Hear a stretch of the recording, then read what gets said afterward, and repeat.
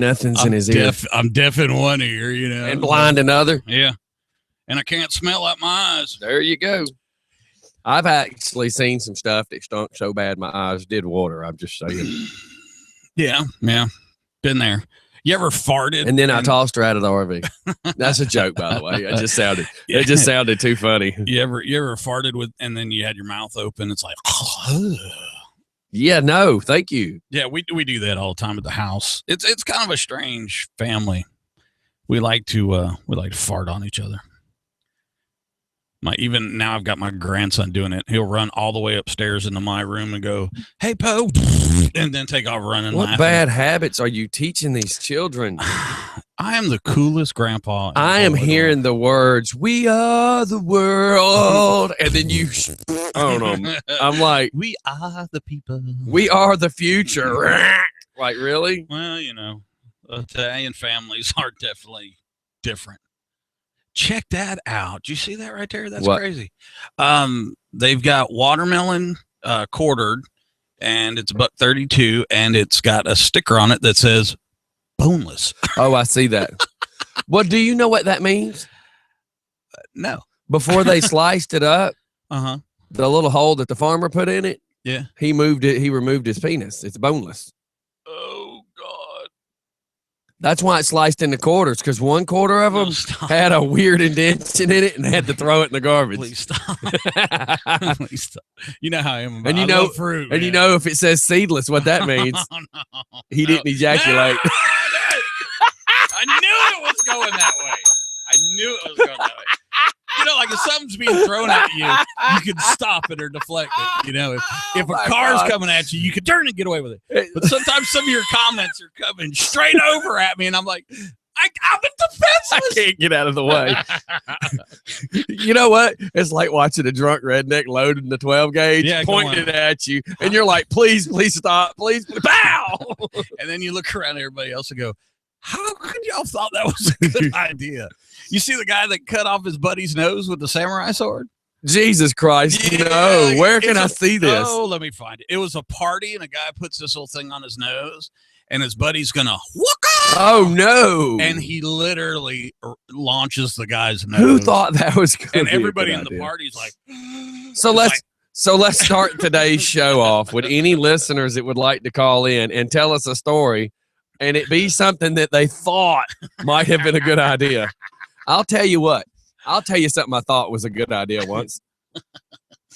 And you remember when the Velcro OP wallets were the thing? Oh, yeah. And you'd pull your wallet out and it'd be... Oh, yeah. So for now and ever and ever and ever, amen. Anytime I hear the sound of Velcro, I have to remember this. So do you remember the movie Cobra Stallone? Oh, absolutely. The really cool knife the killer had? I've got that upstairs. Oh, cool. Well, I drove around with it for years, sticking between my two seats right next to my armrest. Yep. So it was really easy for me to grab the handle and chase somebody out of the, you know. So one day I think I'm being funny, and we're at this party, and my best friend's sitting on the couch, and he's drunk, I'm drunk, and I'm like 17. Mm-hmm. And well, back then it was okay. Yeah. I thought, well, and we didn't drive because we were drunk at his house. His dad just went home. You remember when you used to get drunk and you didn't want to drive? Yeah, and you didn't want to leave the house because there was chicks there. Why were we leaving? We already had the chicks. So I thought it was going to be funny. He was sitting on the couch, and I went to do this. You know, when you take your finger and put it in somebody's face and say, hey. Well, I did that with a knife and went, hey. At the same time, he throws the hand up and goes, stop. Ooh. And he didn't know there was a knife coming. And look, right here in that groove, and it went in here and poked out here, the tip. And I went right through that muscle of his thumb to index finger. Yeah. And it had the sound of Velcro. Really? And I'll never, ever, ever get away from hearing the sound of Velcro and not thinking about stabbing my best friend in the hand.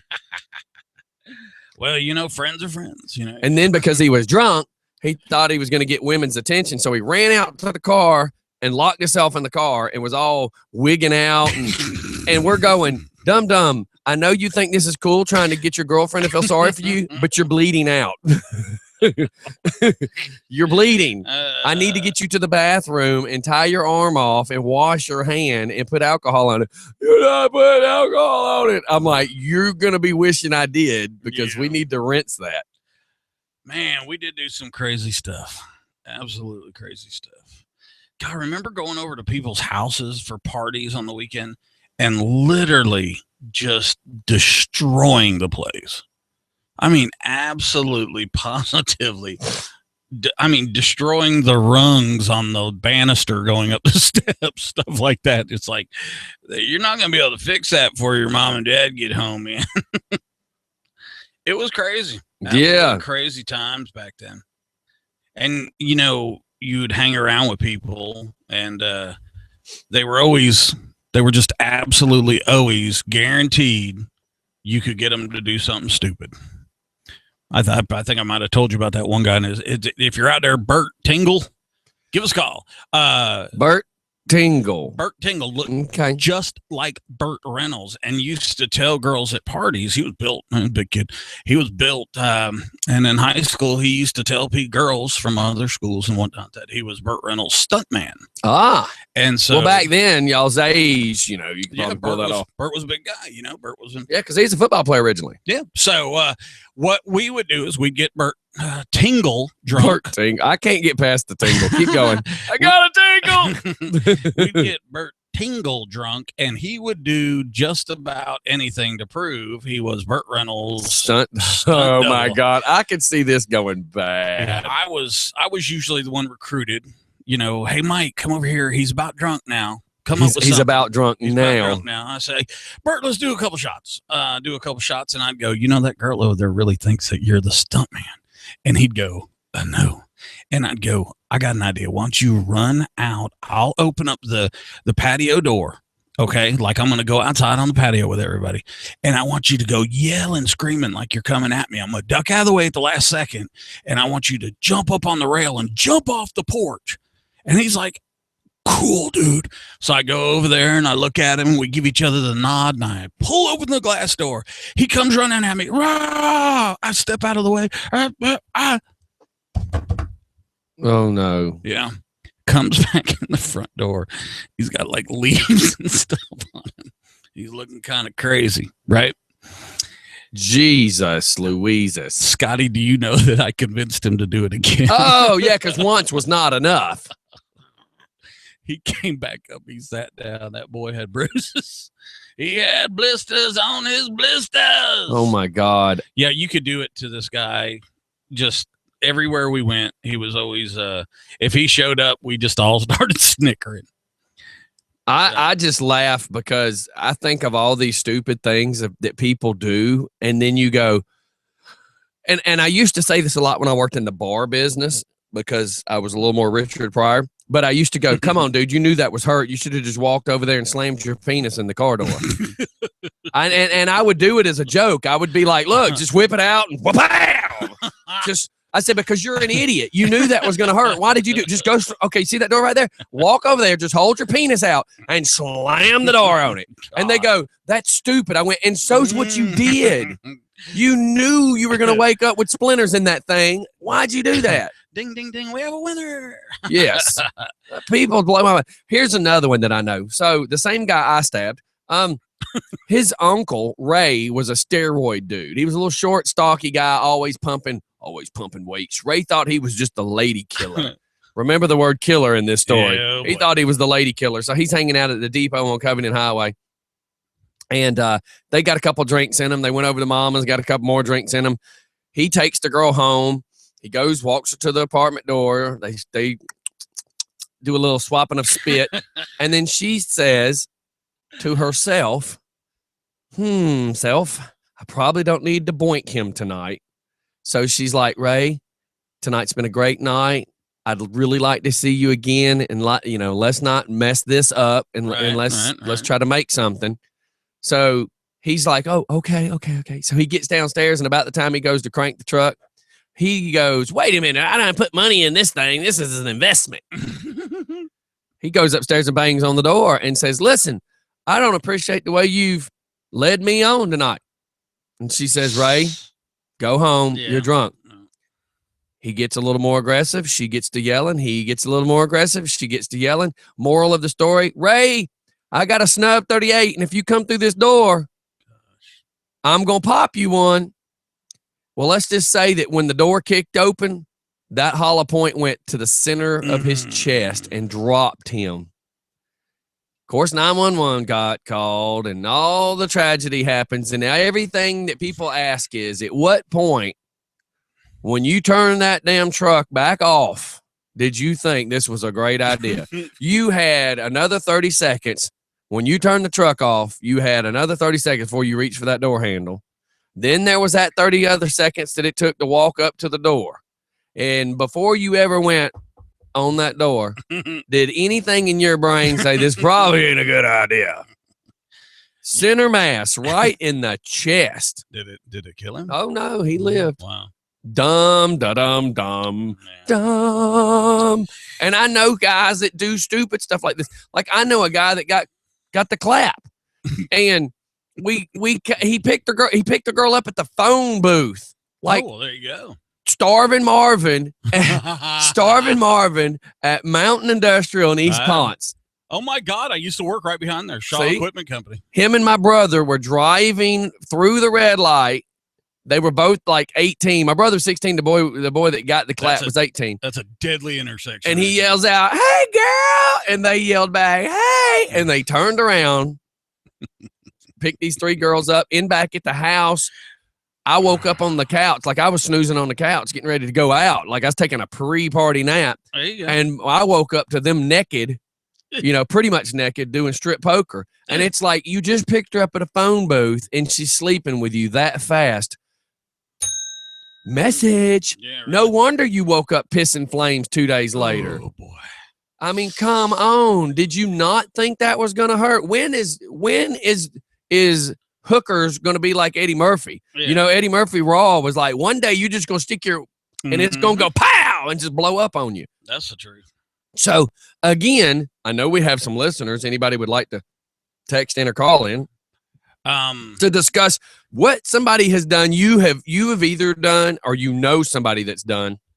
Have you ever done the one night stand thing? Yes. Yeah. Well, me though, to say did I ever do any of them, I didn't. God, that sounded even bad. Do any of them. I didn't do anything with somebody I didn't know. Does that make sense? Yeah. Like, it could be a friend. Like I ended up doing the whole booty call thing with friends, hookups, if you will. Yeah, friends with benefits. But just meeting somebody I didn't know and doing something stupid, nah, because that's too crazy of a world out there. Yeah. Well, I'm talking about obviously when you're younger and all. Oh yeah, when I was younger, there was one time when I was probably like 16, I hooked up with this chick. My thing though is I always had this thing.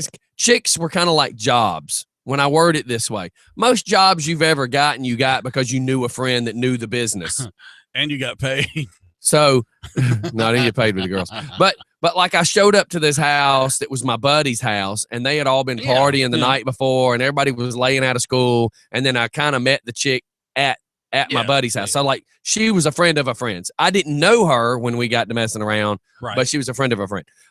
Now, just to say, did I pick up a girl at the payphone? Yeah, no, never done that. There was just a limit of how stupid I was going to be. I mean, most people don't have a cutoff point. I at least kind of said, okay, here is sea level, and we're not going below sea level.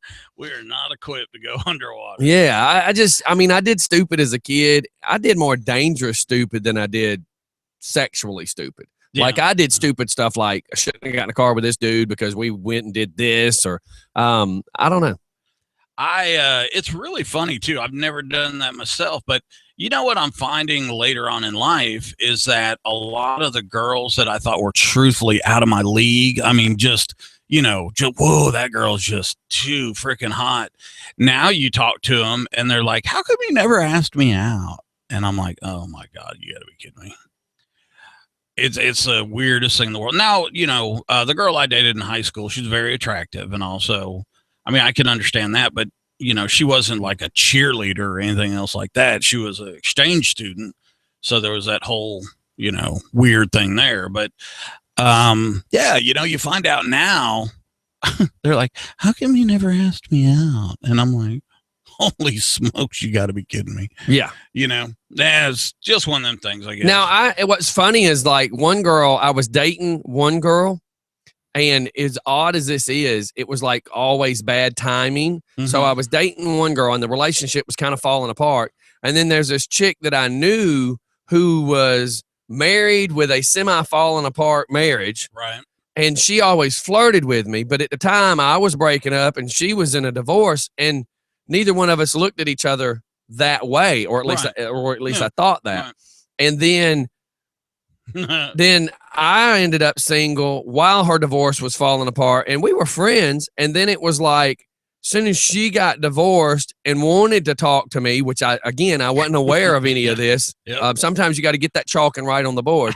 I had just started talking to somebody, and then me and her met up to do lunch one day. And I'm talking to her about the person I'm seeing. She's talking about how she's single. I still didn't get the message. Yeah.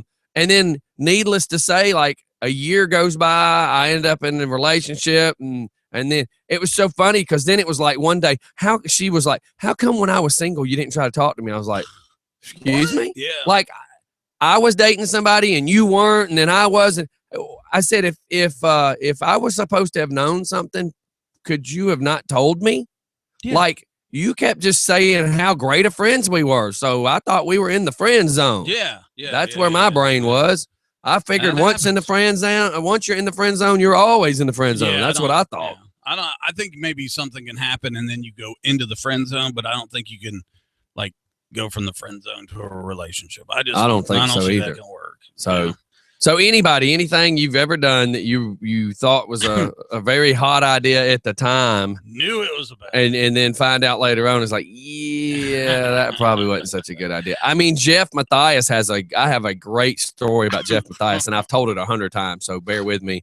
So back when the big VHS video cameras came out, the huge beast. So I had one, and I'm videoing this party we're doing.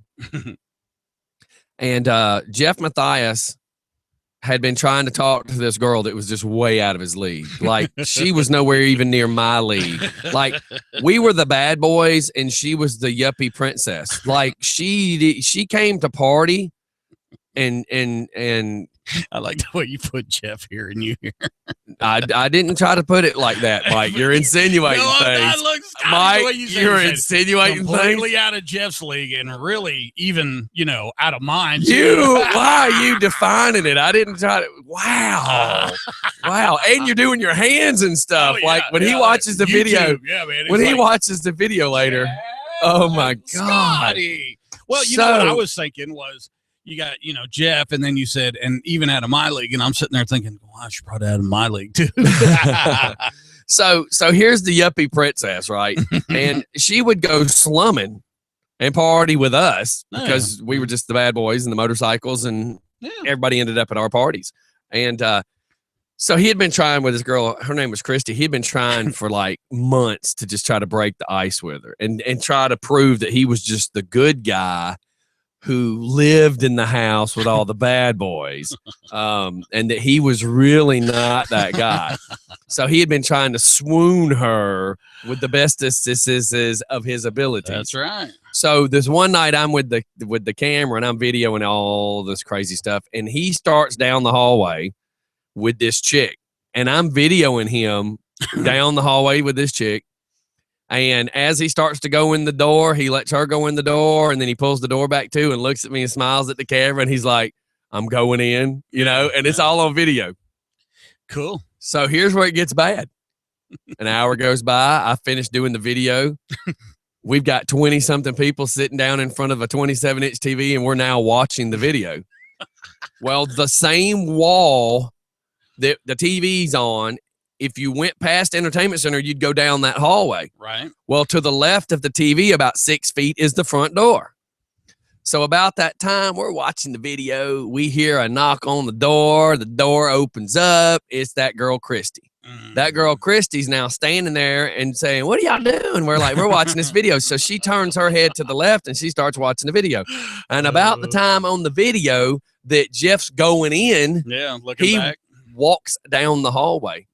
So he now is standing facing the front door, facing Christy. He looks down to his right. She looks down to her left, and there plays on the TV him going down the hallway with the blonde. And then about the time that she looks up at Jeff, Jeff looks up at her. The blonde's now standing behind Jeff.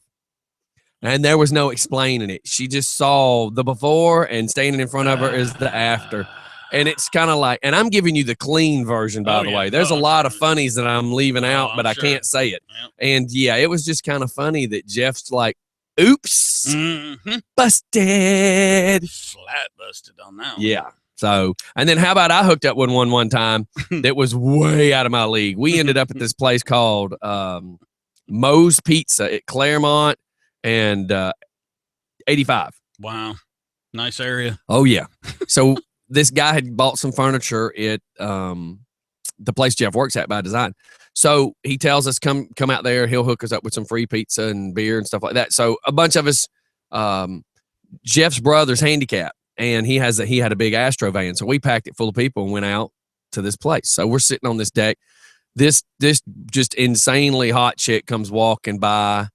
Everybody gets to talk, and it's her and another one. Next thing I know, she's flirting with me. I'm flirting with her. We go out there. She had the convertible Z28 that looked like the IROC. Yeah. Her dad was some big NFL coach. She was way out of my league.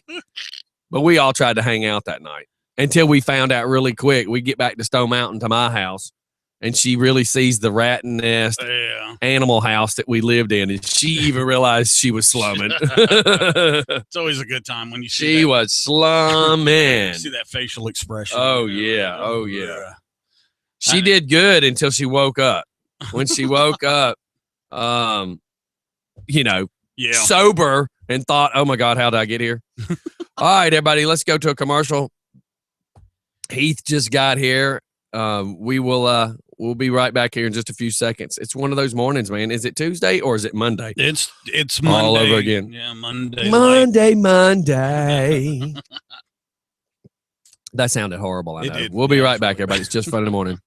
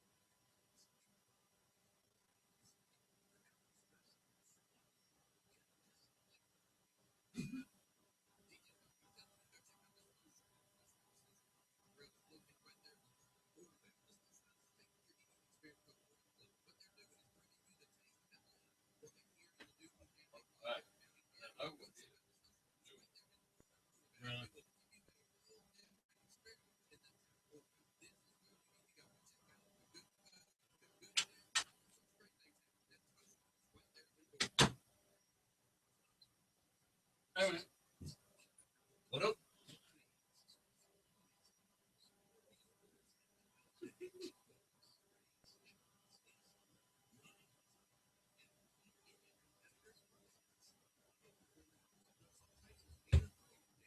Hey, nothing. What's going on?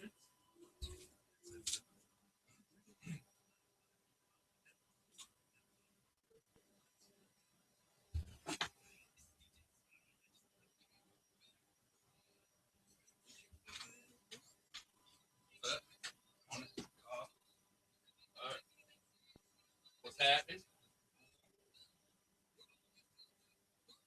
Are you following me? Watching you booty. Well, watching it and washing it's two different things. I'll watch all day long. Hey, watch it. Not unless you got a high pressure fire hose. Look in that fire hydrant right outside. I'll take care of it.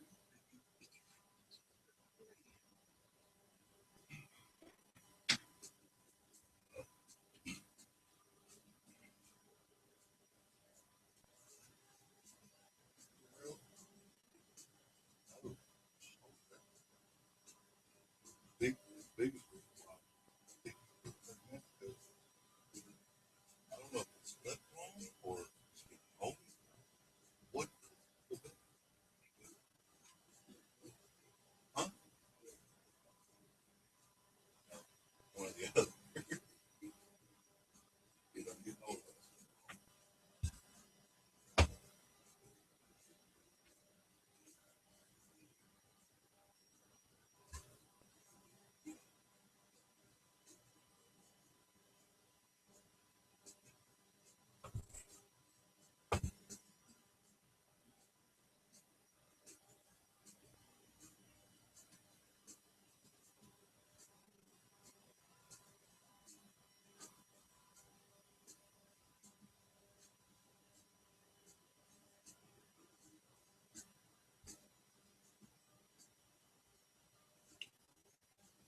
going over to Connecticut School of Broadcasting there tonight.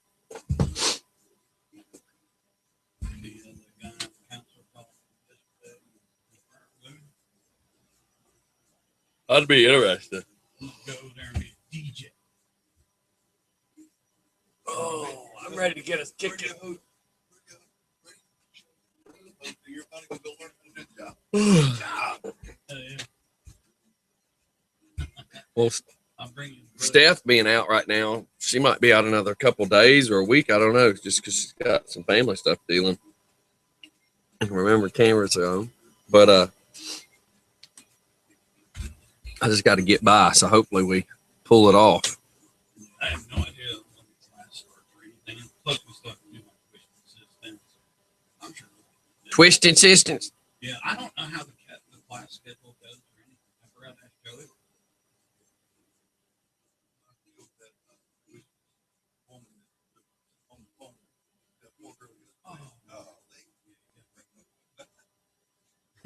We might need to do a call and do some like major apologies today.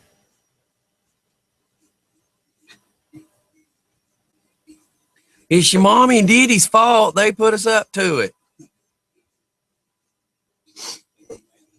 Do what?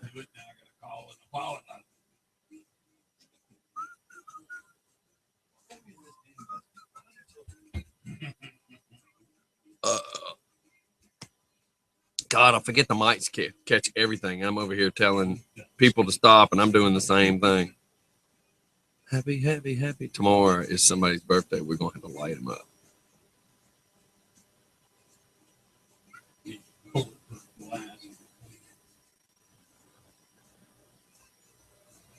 Ooh, I got one if I can come up with his friggin' phone number. Oh, Mike. You're going to be a parole officer, a probation officer. Yeah, actually looked into doing that. They're doing a lot of stuff to get paid that look.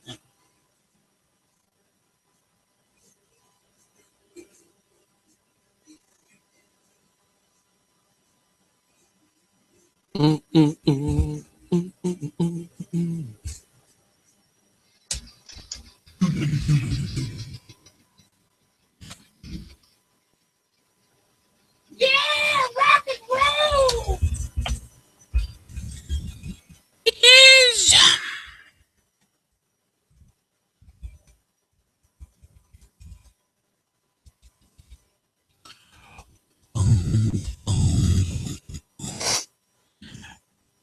And we're back. We're back.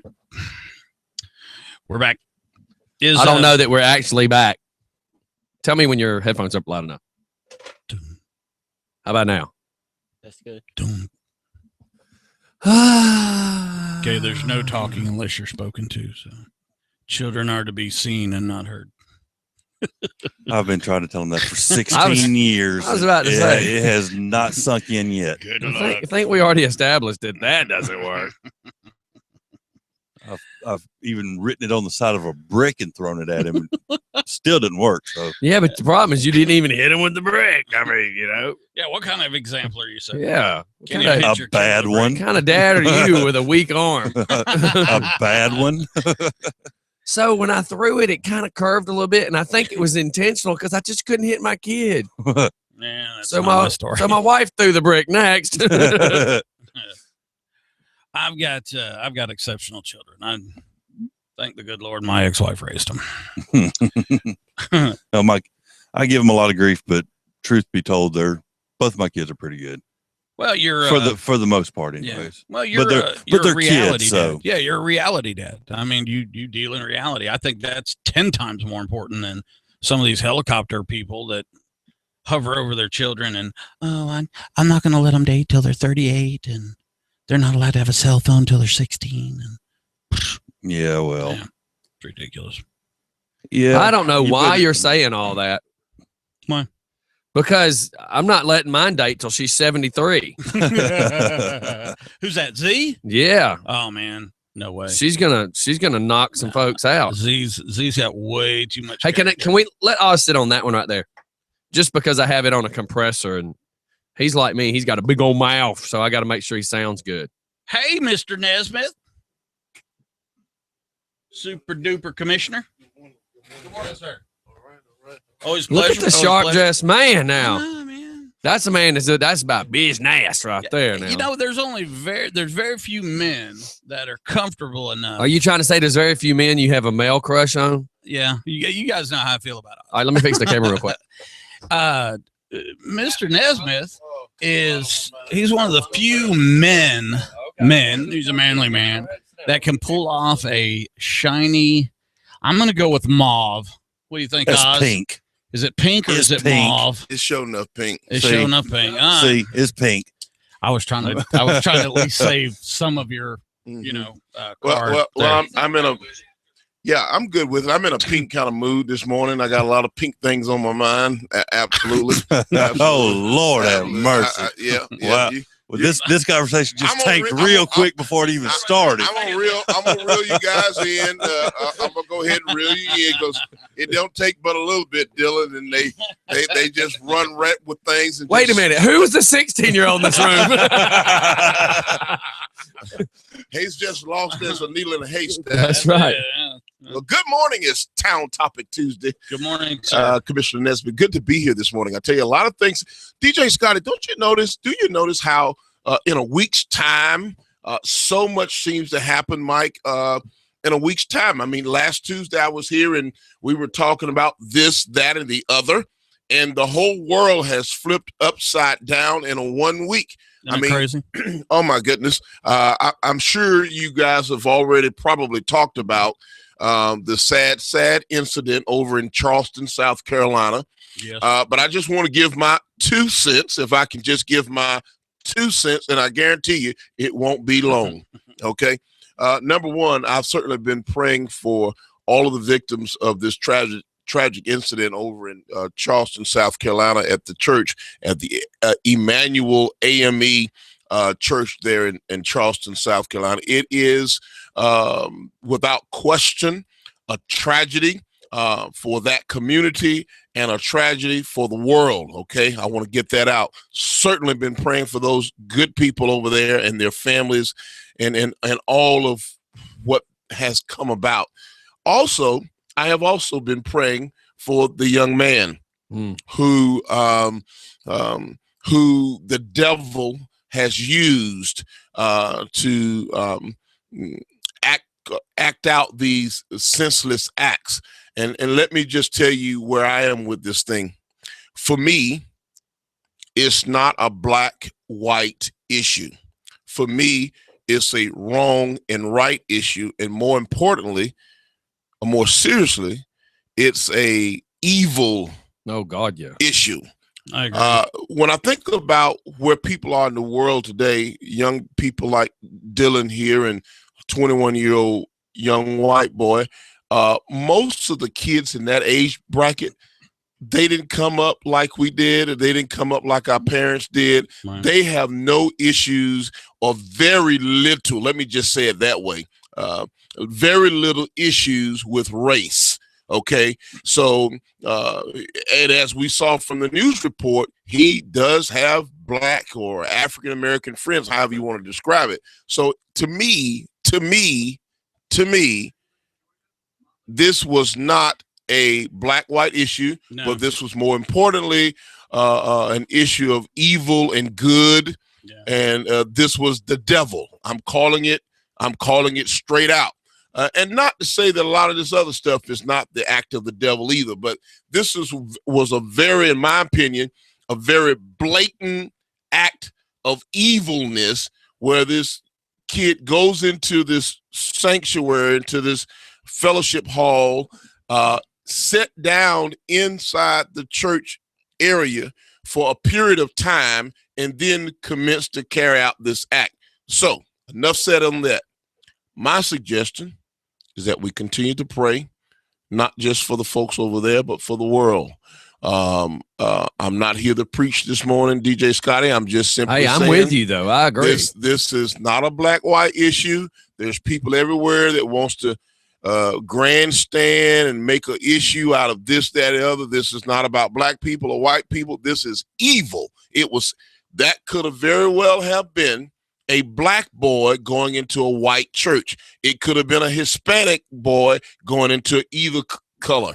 It could have been an Asian. It could have been polka dot stripe. It could have been psychedelic from the 70s. That's right. So it's not about a color issue. It's about an evil issue. It was a blatant act. And again, the devil is doing a whole lot of things out there. But he really used this kid a few days back to really do his work in a very bold kind of way. So me and my household have been praying. I'm moving on because I'm short on time this morning. Go ahead. Town Topic Tuesday. Let me just talk about, let's bring it on home, baby. We're here in Rockdale County.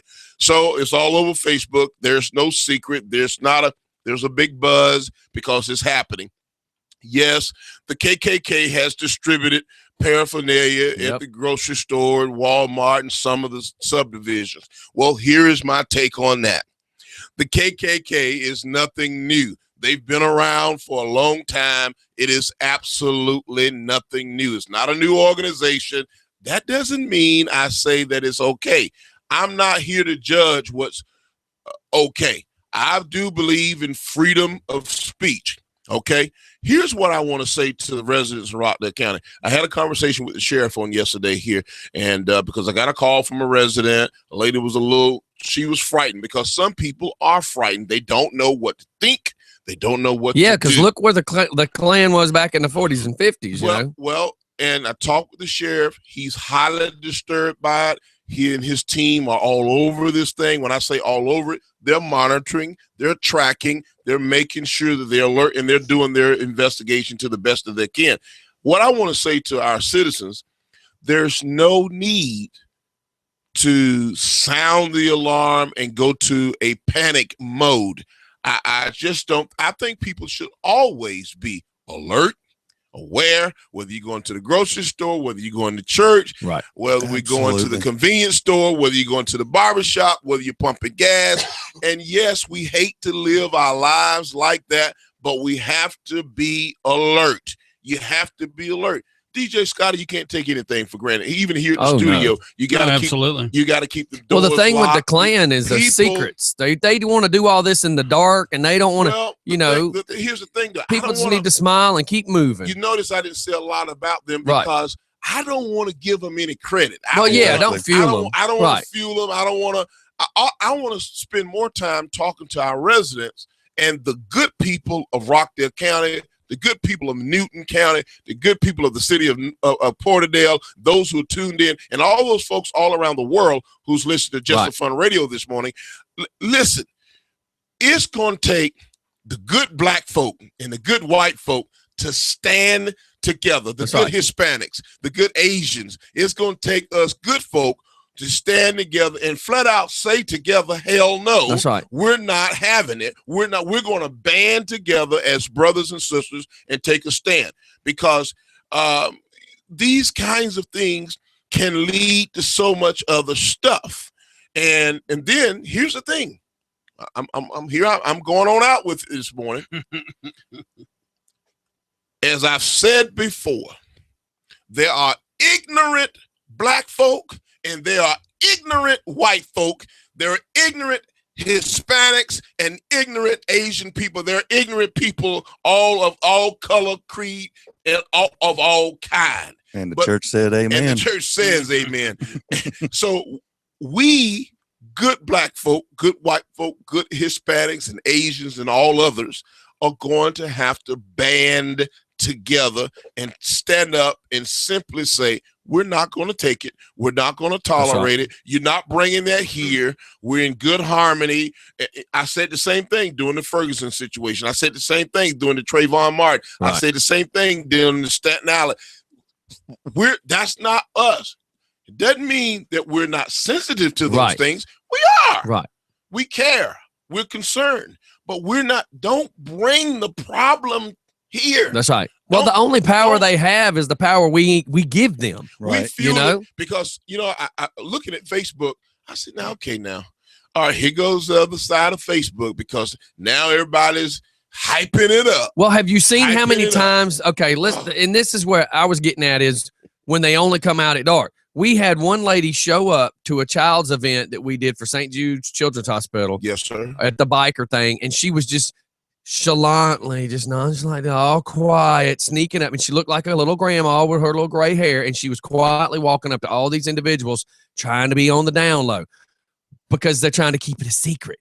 Well, the problem is when you put it on Facebook, it ain't a secret anymore. So these people have taken this one card and shared it. And then another person shared it, and another person shared it. So this one stupid secret card that was supposed to be given on the dark night and keeping it all to yourself, unfortunately, the people of Facebook have taken the card and shared it 1 billion times. The Facebook people have gone to work for them. That's right. Facebook They didn't have to has do put it anything out for them. That's right. And then watch this. There are people who are all revved up this morning. That's right. Because the sinister acts of these organizations that mean none of us any good Right. have got them revved up, hooping and hollering over nothing. Mhm. And you're taking it, watch this. You're taking that foolishness into your workplace. That's right. You're taking that foolishness into your home. Because it's twisted in your mind and now. you're saying things in front of your children, in front of your young people. You're planting seeds, and now they're so impressionable, so they're going to repeat what they see you say and do. Right. Then you go to the workplace and you're bothering someone or you're offending someone who don't have a darn thing to do with that foolishness. That's right. And you all revved up looking to pick a fight. All right. So look, you could look in that kid's eyes from Charleston and see something was missing in his life. Got that He right. didn't get enough hugs. Mom and daddy must not have done something. And I'm not blaming mom and daddy. I'm saying there's something in his life. Y'all should have gave him them Legos when he was a kid. Something was missing in this boy's twisted mind. And it's not the parents' fault. What I'm saying is something brought this kid to this point. Well, he didn't watch just this. do it on his own. Watch this though, DJ Scotty. I won't make any excuses, but you're right. Something's wrong. Something wrong. Yeah. But watch this. There's something wrong in someone's house somewhere in America right now. Oh, yeah. With somebody's child right now. And guess what? That wasn't the first time we've seen it. And it won't be the last, unfortunately. Right. Someone else is brewing and watching this right now. Right. And the evil act of the devil says, you see, he's a hero. He's done this. Now we need you to. He needs you to do it too. 9. Needs you to do Can it. you do 18? Yeah. Well, think of when Can you blow up the whole church Right. next? Can you get a school? Can you get a doctor's Right. office? What about the airport? I mean, the problem is, think of the guy that was whacked out of his mind that went into the Batman movie and started shooting people. Right. Well, guess All what? of It was that. just a Batman movie, so people didn't turn it into a race thing. But you send the same type of crazy Mhm. to go kill a couple people in a black church. Mhm. The problem is this escalates it and takes it to a problem that it really may not be. He could just be a nut job, you that's know? right. Well, he is a nut job on top of the fact that it was a nut job that the devil got a hold of Right. and shook it up. That's right. Let me just say this. Be alert, be aware Absolutely. that you got to be smart people. We have to use common sense. You don't have to. Let me say this when I say common sense, Mike. You don't have to. You talking to him about that? I was Yeah. gonna say, why'd I get pointed out? You don't have to be paranoid as you go along your way. You have to be aware. You got to be aware. Try to be alert. You have to be alert. You got to be sensible about your goings and your comings. Next item, please. I got to move forward. I want to throw this in here. Here's something not too far away from what we were just talking about, but I got to throw this in there. Jealousy and envy. If you make the mistake of downplaying jealousy and envy, it could be one of the most dangerous mistakes you've ever made in your life. When a person, listen to me very carefully, when a person sees you as a threat, when they are jealous of you, when they are envy of you, so to the point that it just bothers them throughout their inner beings, they just hate to see the sight of you. They're so jealous of you, your accomplishments, your achievements, and the things that you're doing in your life. They envy you so to the point that you just irk them and make them sick. That's a dangerous individual. There's no limit to what they will or will not do to eliminate you. That's right. You do remember Sheriff-elect Darren Brown in DeKalb County, who got gunned down in his driveway by the hit squad of Sidney Dorsey and his team. Dorsey did not. Are you paying attention to this, Michael? I know you're smart enough to know where I'm going with this. Dorsey it happened right there at Christmas, you know. Dorsey so there's a point being did made. not want to give up power, give up power, give up power, give up power as the sheriff. Captain Darren Brown was now voted in as the new sheriff. He was now sheriff-elect, waiting for the remainder of Sidney Dorsey's term to end out, and he would have been sworn in as the new high sheriff of DeKalb County. Jealousy and envy. That's when right. people feel you as a threat, there is absolutely no limit to what they will or will not do. Why are you talking about this morning? Well, I'm laughing because that's what the devil taunts in front of you to stir that pot. Well, let me tell you why I'm talking about it. I had something that happened to me yesterday that just flashed this whole situation right before my eyes and says, now listen, don't be a fool. Wake up, be alert, be aware of your surroundings. Now, I'm not afraid of anything. I'm not intimidated by anything or anybody, but I'm nobody's fool. Okay? I'm alert and I'm aware. And I also know that, you know, everybody's not an Oz fan. and some folks would rather see me off in the wild blue yonder somewhere. And when I got to thinking about the Darren Brown situation and a few other situations, I got to really think in a different kind of way. So now I've gone on record. It's out there. I'm saying what I'm saying, and I'm aware, I'm alert, and I'm conscious of my surroundings because you just never know. The loss of power, when people are jealous of you, they're envy of your influence, they're envy of your personality, your charisma. They want that Kool-Aid, man. They wish they were you. They wish they had something that you have. Or if, watch this, if they're afraid that you're going to take something that they believe that belongs to them. That's what I tell people. If you want it, you got to work for it. I'm just saying. That's right. Dylan, I'm just saying this morning, this is Town Topic Tuesday. And folks, are you listening out there? Well, look, there's two things when you touched on, you got to remember. If you want to keep it, you better work to keep it. You got to work to keep it. And if you don't have it and you want it, you got to work to get it. Well, so if the other person don't start slacking off to lose it, the other person can't get it. It's that simple. If you treat your old lady like crap, don't worry. There's some guy out there that wants to kiss your old lady. That's right. You don't want to take her to dinner? There's 5 other brothers waiting down the road that is really willing to take your wife to dinner. And if, you know what, in that job you have, if you come in that day and you want to slouch and think you don't have to work so hard today, don't worry, because there's 10 other people down the road that want your job. Well, your job, your wife, your car, your dog, your kids. Somebody wants your stuff. I think there was a song about the guy that drives up and starts singing, "That's my house." And he starts singing, "That's my house. That's my car in the backyard. That's my dog. That's my wife." You know, and that's exactly how it is as a man. If you want it, you better keep it because somebody else wants it too. I don't want your dog. But you want my wife. I tell you what. And my house. No, I don't want your house.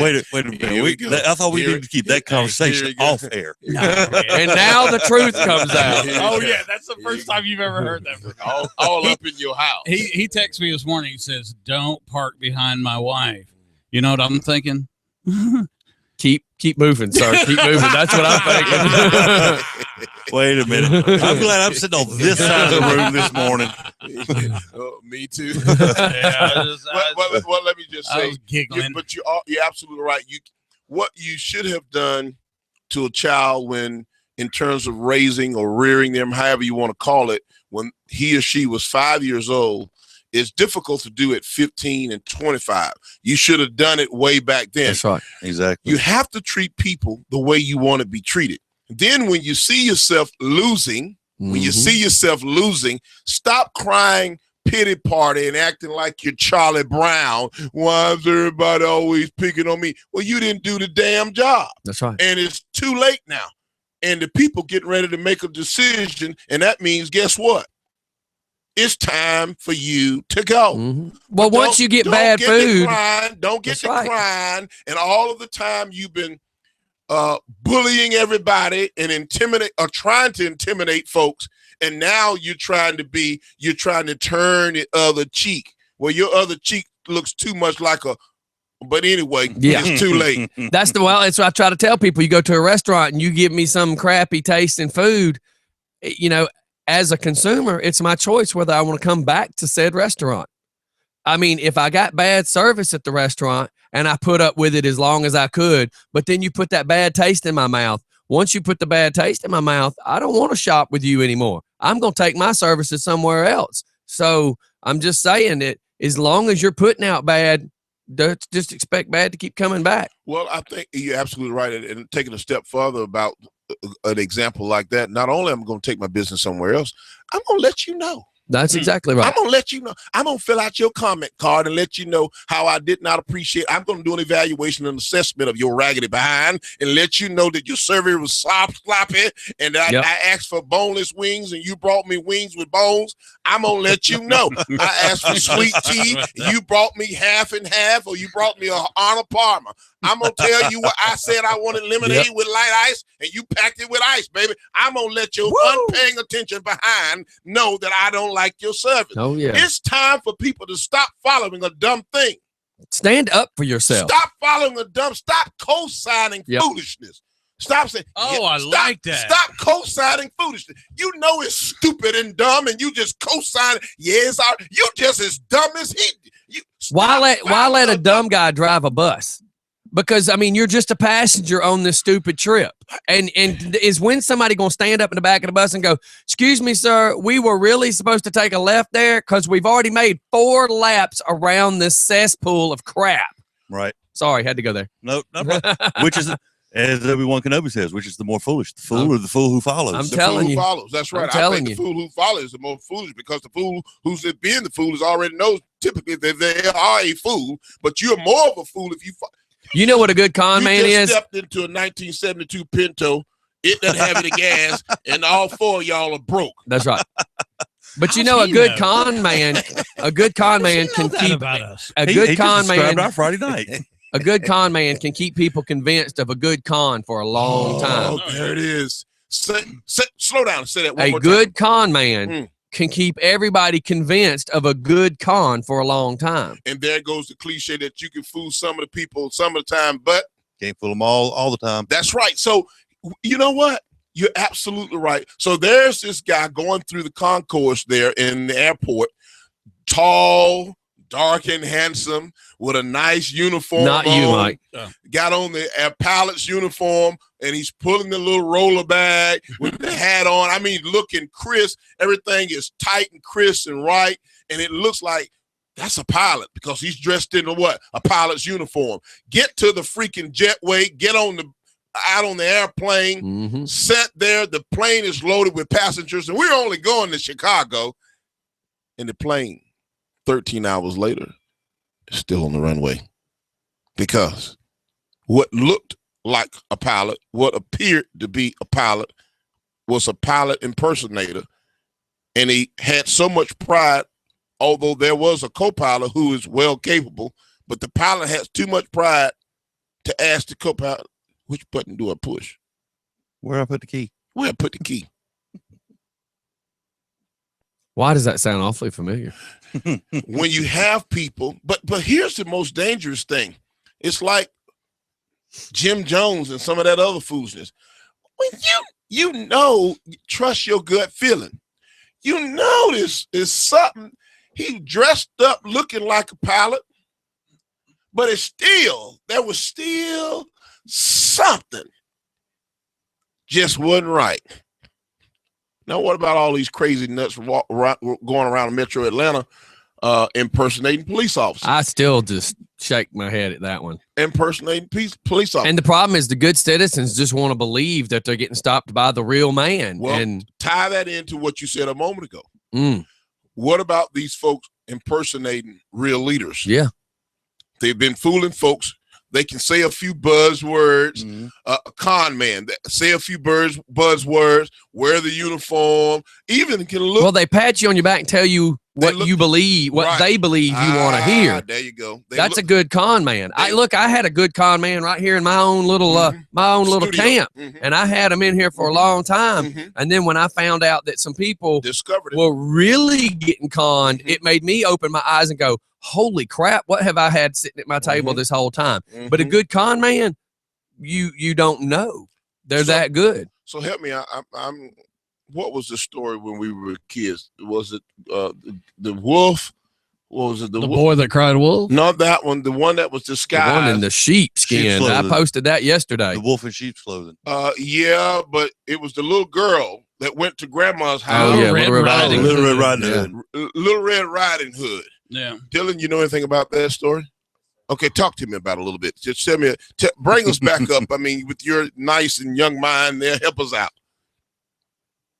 It's so long. It couldn't have been that long. There's a movie. Go home and Netflix. There's a new version of it. Little Red Riding Hood. She's an American Indian, by the way. Red. Okay, so the story is she was on the way to grandma's house, and when she got there, what she thought was grandma was actually the wolf. Is that right? Yep. And she thought something might be off. She thought something was wrong. Grandma was not just quite herself. This sounds like a bad bar movie where the girl thought she might get the date break drug. What big eyes you have. Right. Better to see you, my dear.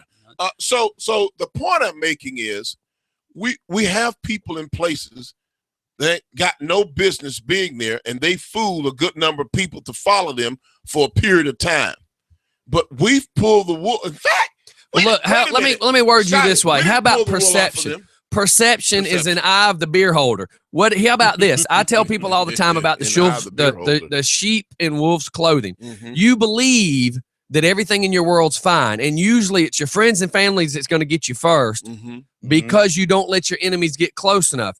The moral of that story is that when you have trust and you have your eyes closed, you want to believe what you're being told is real. But the problem is, such as, say, some politicians, you want to believe these people are here for your better good because you've been taught to trust into these people. You've been taught to believe what they're telling you is good. You want to believe because the majority tells you, oh, that person's doing good. So the problem is because you're believing all this deception, you're not willing to see the truth for what it is. Absolutely. You want to believe that, no, that can't be possible. But my old man was a cop, and for many, many years, he says, I'm going to tell you right now, Scotty, he said most of the crazy, most corrupt things that ever happen right in front of your eyes, and it's just like magic. You don't want to believe it's happening, they use the distraction over here to keep you focused on one thing while it's a slipping of the hand on the other thing. Well, and what do you hear whenever you hear somebody who does something that messes up? The people that's for example, this knucklehead up in South Carolina, I guarantee you, this just using him for an example because he's fresh and in the news, but there's somebody in his close circle of people go, I would have never believed it. Right. And they'll blame it on something else too. And there was always an outside factor, but it's always, we as a society, we as a human race, we've got to take the blinders off. Because if it can happen in California, it can happen next door. Right here. If it can happen to Mike sitting across the table from me, it can happen to you sitting on the other side. Look, we got the guy that was in Heritage that's fixing to get out on parole, who X number of years ago just lost it. He was getting bullied at school. He goes in there and shoots up the cafeteria. Yeah. You know, he's fixing to get paroled. I actually said I'd like to have him in here and ask him where he was in his mind when that was happening. You want to hear something just really blow your mind? What? He was in my church. He used to go to when it happened. Yeah. Okay, because when he gets paroled, I've extended the olive branch and said, I want you to come sit in my studio because I want you to explain how being bullied pushed you to that point. Because people want to say, oh, he killed my friend. Well, did anybody ever think of what was happening to this poor kid's brain? Exactly. What was happening to him physically and mentally that drove him to that point? We have to say, and that's something else that we have to, and thank God for DJ Scotty because he's Say that one more time. Thank God for DJ Scotty because he's carrying that banner loud and proud. We as a culture, we as a society, we as a country, we have gotten complacent in being reactive instead of being proactive. Absolutely. We got to stop. We got to start fixing problems before the problem. Let's find out what the problem is. Preventive. That's exactly. Right. Exactly. But like I said a moment ago, there's many people that's in a dark room somewhere, or in the cottage house in the back of the house, or living up in the attic or down in the basement. Mom and dad hadn't checked on them in a long time. They have no clue of what they're really doing. They're noticing some unusual activity or some serious withdrawal, but I think sometimes the parents or the people around are even scared to say, man, there's something. Well, they're not slowing down enough to stop their life long enough to look at the person's life. Exactly. Like, okay, if my son was acting stupid, that means I would have to stop. Okay, let me put my Facebook down. Or let me quit playing my PlayStation. They're in denial. Exactly. They don't want to believe it. A lot of them are in denial. They know it's something unsettling and something that's not right about their loved one, but they're in denial and they don't want to accept it. And they're scared to open that can of worms because they're like, okay, if I take 5 minutes to go try to open this can of worms, it's going to be 3 days of hell I got to deal with. Well, I'll just keep somebody mad. I'll just keep pretending it. Well, let me tell you something, buddy. The way some of these cases are happening now, well, if you don't open that can of worm might open you. And mom, dad, don't you end up being the victim in your own house? Well, we need parents being parents again and not trying to be friends. Because you don't know what they're listening to. You don't know what they're tuned in. They don't know what's in their psyche, in their mind. Oh, yeah. What they're reading, what they're telling themselves. And I'm telling you, that was a clear, blatant act of evilness. The devil. Well, how about this? The devil showed up in full gear at that church through that young man. When I was a metalhead and I was in my darkest moments, I was playing with Ouija boards all the time. I was listening to a band called Slayer, and one of the albums had a song that it was Jesus knows your soul cannot be saved, and it's talking purely about going to hell and giving up on everything. I was listening to that. I was listening to all sorts. I had a band I was listening to called Creator. I mean, I was listening to all that, and my mother even looked at me one day and says, every time you get pumped up on that crap, I can just see you walking through the house all rrr. And she said, you being a hyper person, you already have all this pinned up crap, and that's causing rage in you. And I could tell you, when I knew I was fixing to go get in a fight with somebody, as stupid as that sounds, I would actually jam out to Slayer on the way because I'd be pumped up when I got out of the car. Absolutely. I was feeding my brain poison, and it was brainwashing myself. And people don't realize you keep pumping in all that stupid stuff on a weak-minded person, you create a whole different person. That's right. They say it to themselves. They listen to it. They feed themselves it over and over and over. As a man thinketh, so is he. Right. You think about whatever you think about all day long, whatever you constantly keep on your mind all day long, it can be your crutch. Right. It could be your set of wings too, depending if it's good or bad. But if you put your mind on it all day long, it will become you. It will consume you. It will take control of you. So, folks, you got to find a happy place. I want to say to everybody, I got to get out of here. I got Yes, a 9 sir. o'clock meeting to get to. But listen, Town Topic Tuesday, it's so good to be here. A lot of things are happening in the world. People, first of all, we've got to pray. We really got to pray. We got to stick together. We can't get caught up in this crazy racism stuff that people want all of us to believe. Yes, racism does exist. No, it ain't going no damn where. And I know that. But the fact of it is, I believe there are more good people who want to come together in harmony and in concert than the 2% out there that's trying to tear this nation down. Yeah. Okay. Some of those people are in leadership. Some of those people are in some of the places that you least expect. We have to be alert and aware. We can't be paranoid. We can't live our lives paranoid. On top of that, folks, if you haven't registered to vote lately, or if you know someone who is not a registered voter, be sure. I got to get my butt up there, by the way. Be sure. Be sure. that you encourage them to become a registered voter. Where's the nearest place that I can go The get best registered? place Let's make right people now, understand. 1400 Parker Road is the best. It's the election headquarters here in Rockdale County. Right now, you can go there. You can be in there and out within 5 or 10 minutes. Make sure you visit the website so you can find out exactly what credentials that you need to have before you drive all the way up there and get pissed because you don't have what you're supposed to have. I'm telling you now. Yeah, because that happens, huh? You got to be a registered voter. Right. Okay. So we're encouraging folks to get out and take advantage of the opportunity to go ahead and register to vote right now. Get involved, get active in your community, your child's school, be present, show up. That's right. Come to the board. Well, you can't be part of the change if you're not willing to actually be part of the change. Absolutely.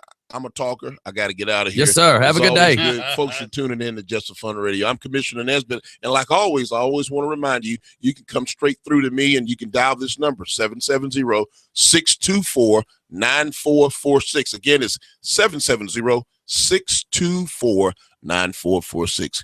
Talk to you, not about you. And remember, his attitude is everything. Attitude is everything. All right, everybody. We're going to go to a commercial. We'll be right back as well. Cool. That was a good time. Woo! You can talk.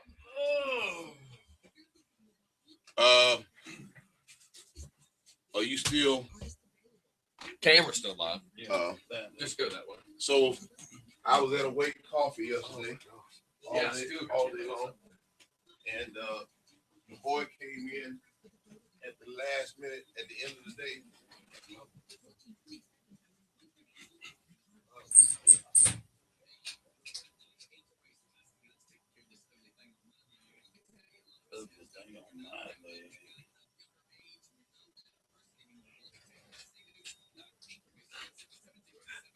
Let me get something straight. They just left the two craziest people in the station. Yeah. alone. Remember, we're still live on YouTube.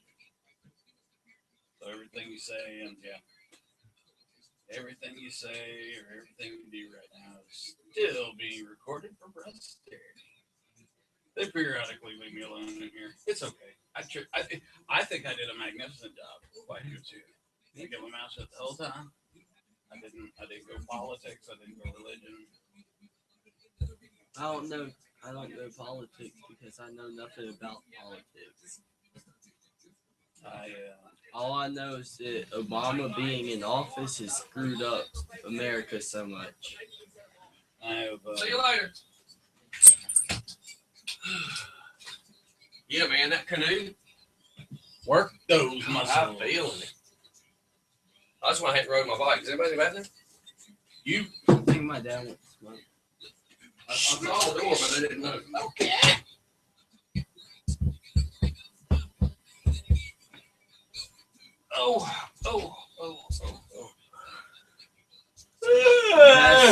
Every time I see you on YouTube or I see you here, you've always gotten two monsters on the table. Do you stay up all night or something? I have a really, really bad case of PTSD with severe depression issues, and I can't relax.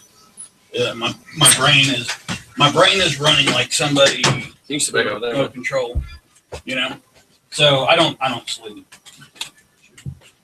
Hey, I did good Oh, what? during that. Yeah. I did good. You did. Here, look, you. I did good, man. I've got to stick my hand out across the table on that one. You behave yourself. Good. Well, it's just part of what we're doing. We got to start making sure that we have to be Yeah, man. reporting of the news as well as I did good. not just being vocal about it. Right. I think I did good. You think you did good? You did good. I really want to get guns and gadgets on the air. That's why. That's what There's a little you're asterisk in there. like I'm going to be good because I want what I want.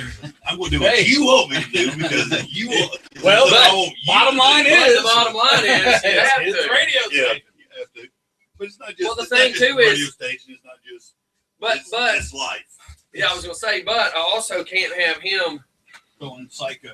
burning out his Politics and religion. His character, if you will. Yeah. And then everybody hate on him. Right. So I got this light mark that's shooting right here, and I've had to figure out where this Isn't that light mark's weird? coming from. It doesn't block out. That's weird. Nope. Let me pull this black curtain. That is weird. That's Yeah, shut that. I saw it. Go ahead and take it all the way to the wall. where's it coming from? I don't know. Oh, you that's see just weird. it. But it was shooting. It's shooting. I'm thinking it's the light on the mirror. It's a divine being. You won't find it. But look, I see it right now. Look. Come here, stand right here. It's the top of that light where I don't have the light back. Oh, wow. So watch this. Here. Step that way for a second. Look at the camera. See the blue? Yep. Isn't that crazy? It's coming right off the ceiling. But see, I did it to try to light up the sign. So what I need to do then is take this and put it over here to just shoot here. All right, can you turn it? But that angle don't exist when the camera's shooting straight. It's because it's shooting at an angle that it's acting that way. Wow. But what? See? I still say we should neon that.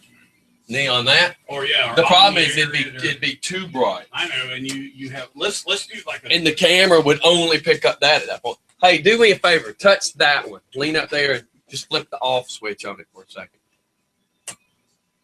What you could do is But that puts that back camera completely does in the add dark. 100 pounds. Hit it again. what you could do. So look, you don't realize, but look where your headphones are. Turn it back on. Look, from your headphones all the way back to the table has that blue on it. Now turn it back on. Now watch. See what's that blue all the way. Now turn it off. leave it off. That's crazy. Oh God. But then look how bright Mike's laptop looks. Yeah, I can turn it down. Yeah, but I'm saying you see what happens is because the lens, if I don't make this brighter, that looks too bright. But now I feel like I'm in the dark, and so turn that one back on for me. Just because I feel like I'm sitting in the dark now. Woo, let's just go. Yeah, he's talking about lighting that up. I've spent so much time trying to get the lighting in here fixed.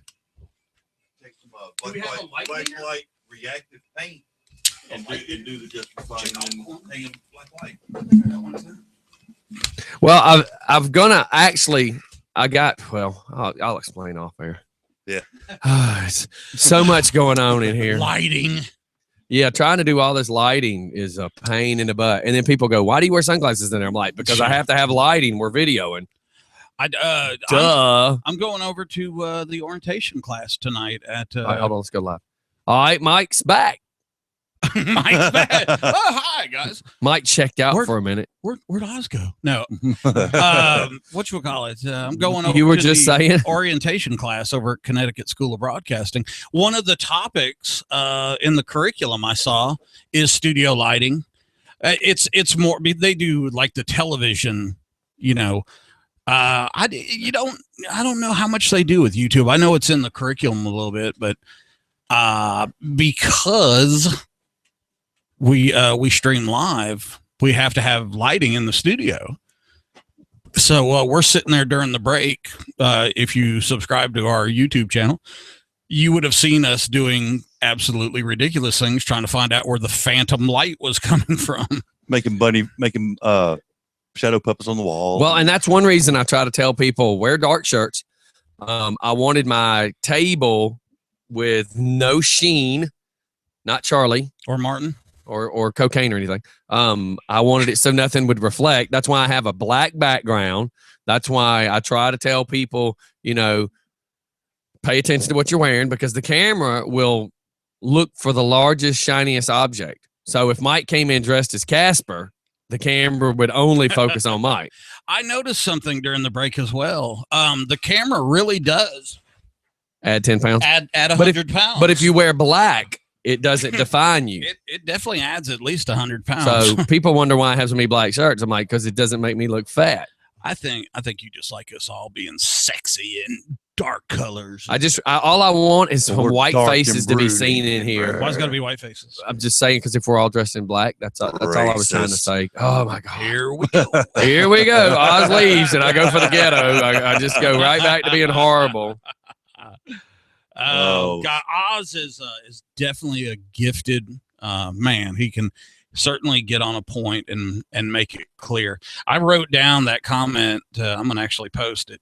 Stop co-signing with stupidity. I love it. Well, we That need was to do great. that because I want to make a sign if you got that, because we have stupid should be painful, you know, which most of the time it is, especially if you're juggling chainsaws. You know, and then that kind of goes back to, have you ever done something stupid and That we regretted it? You thought it was a great idea. I bet the first guy that ever juggled a chainsaw, once he was thumbing his ear because he didn't have an index finger anymore, realized that juggling chainsaws was pretty stupid. But I want to know where the first guy who did it. I want to know where his buddy was and said, "What are you thinking?"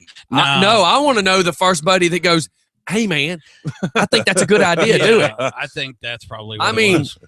the buddy that the said how buddy stupid says- it was is bad. I want to talk to the guy that said, "Yeah, do that." That ain't your buddy. That guy's You- the same guy that invited friends to come watch you do it. That's right. It's Post like when we're shopping or something, I look at these two girls walking and I look at one of them dressed horribly and I go, I so would have punched that other girl in the mouth. My wife goes, "Well, what do you mean?" I said, "Because that one right there looked at that one and said, 'Yeah, girl, wear that.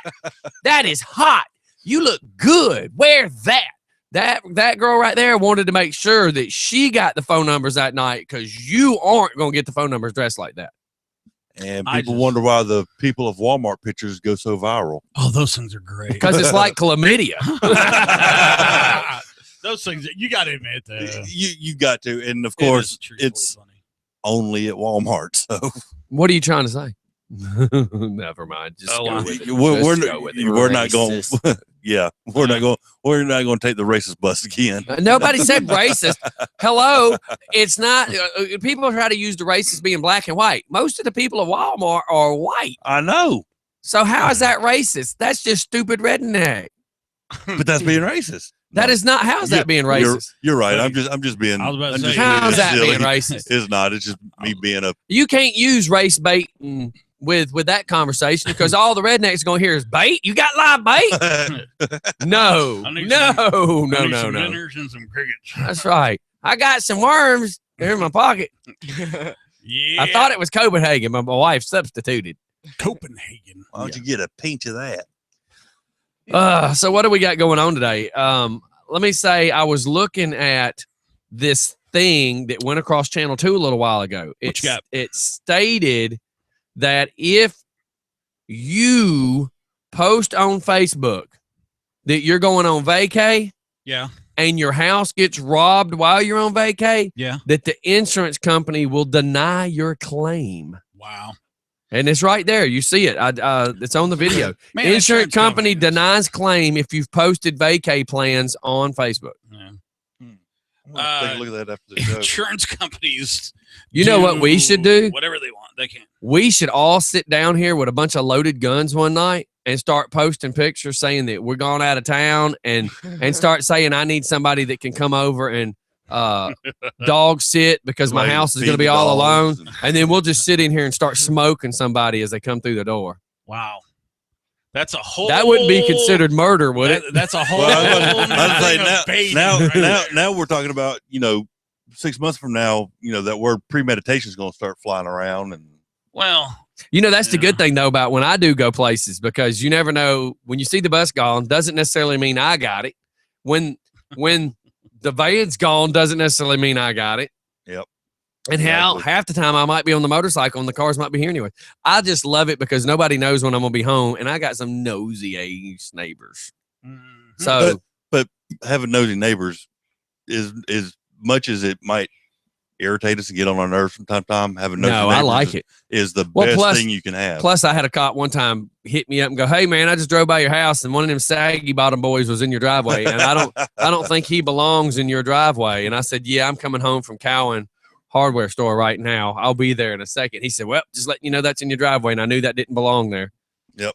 So it same, helps. Same thing with my kids. They've gotten better, but and he's sitting here in the studio. He can back me up on this. I tell him 100 times. I've told him 100 times. Doesn't matter what you do in the neighborhood, and you think you get away with it. Somebody's gonna come back and tell me. Somebody's gonna rat you out, and don't realize that they're telling on you. That's right. I mean, hey, I saw Dylan the other day, and when I seen him, he was doing blah blah blah. Right.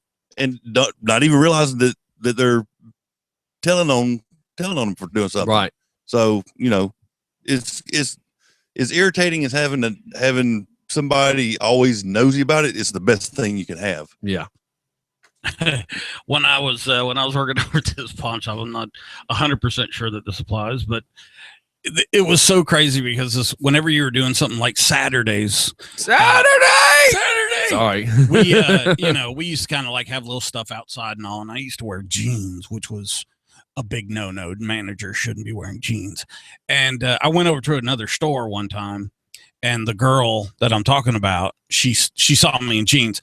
So what she used to do, and she would do it about everything, but she'd go to the district manager and she'd go, "I didn't know that we could wear jeans on Saturday." Yeah. And then he'd go, "Well, you can't wear jeans. You could never wear jeans."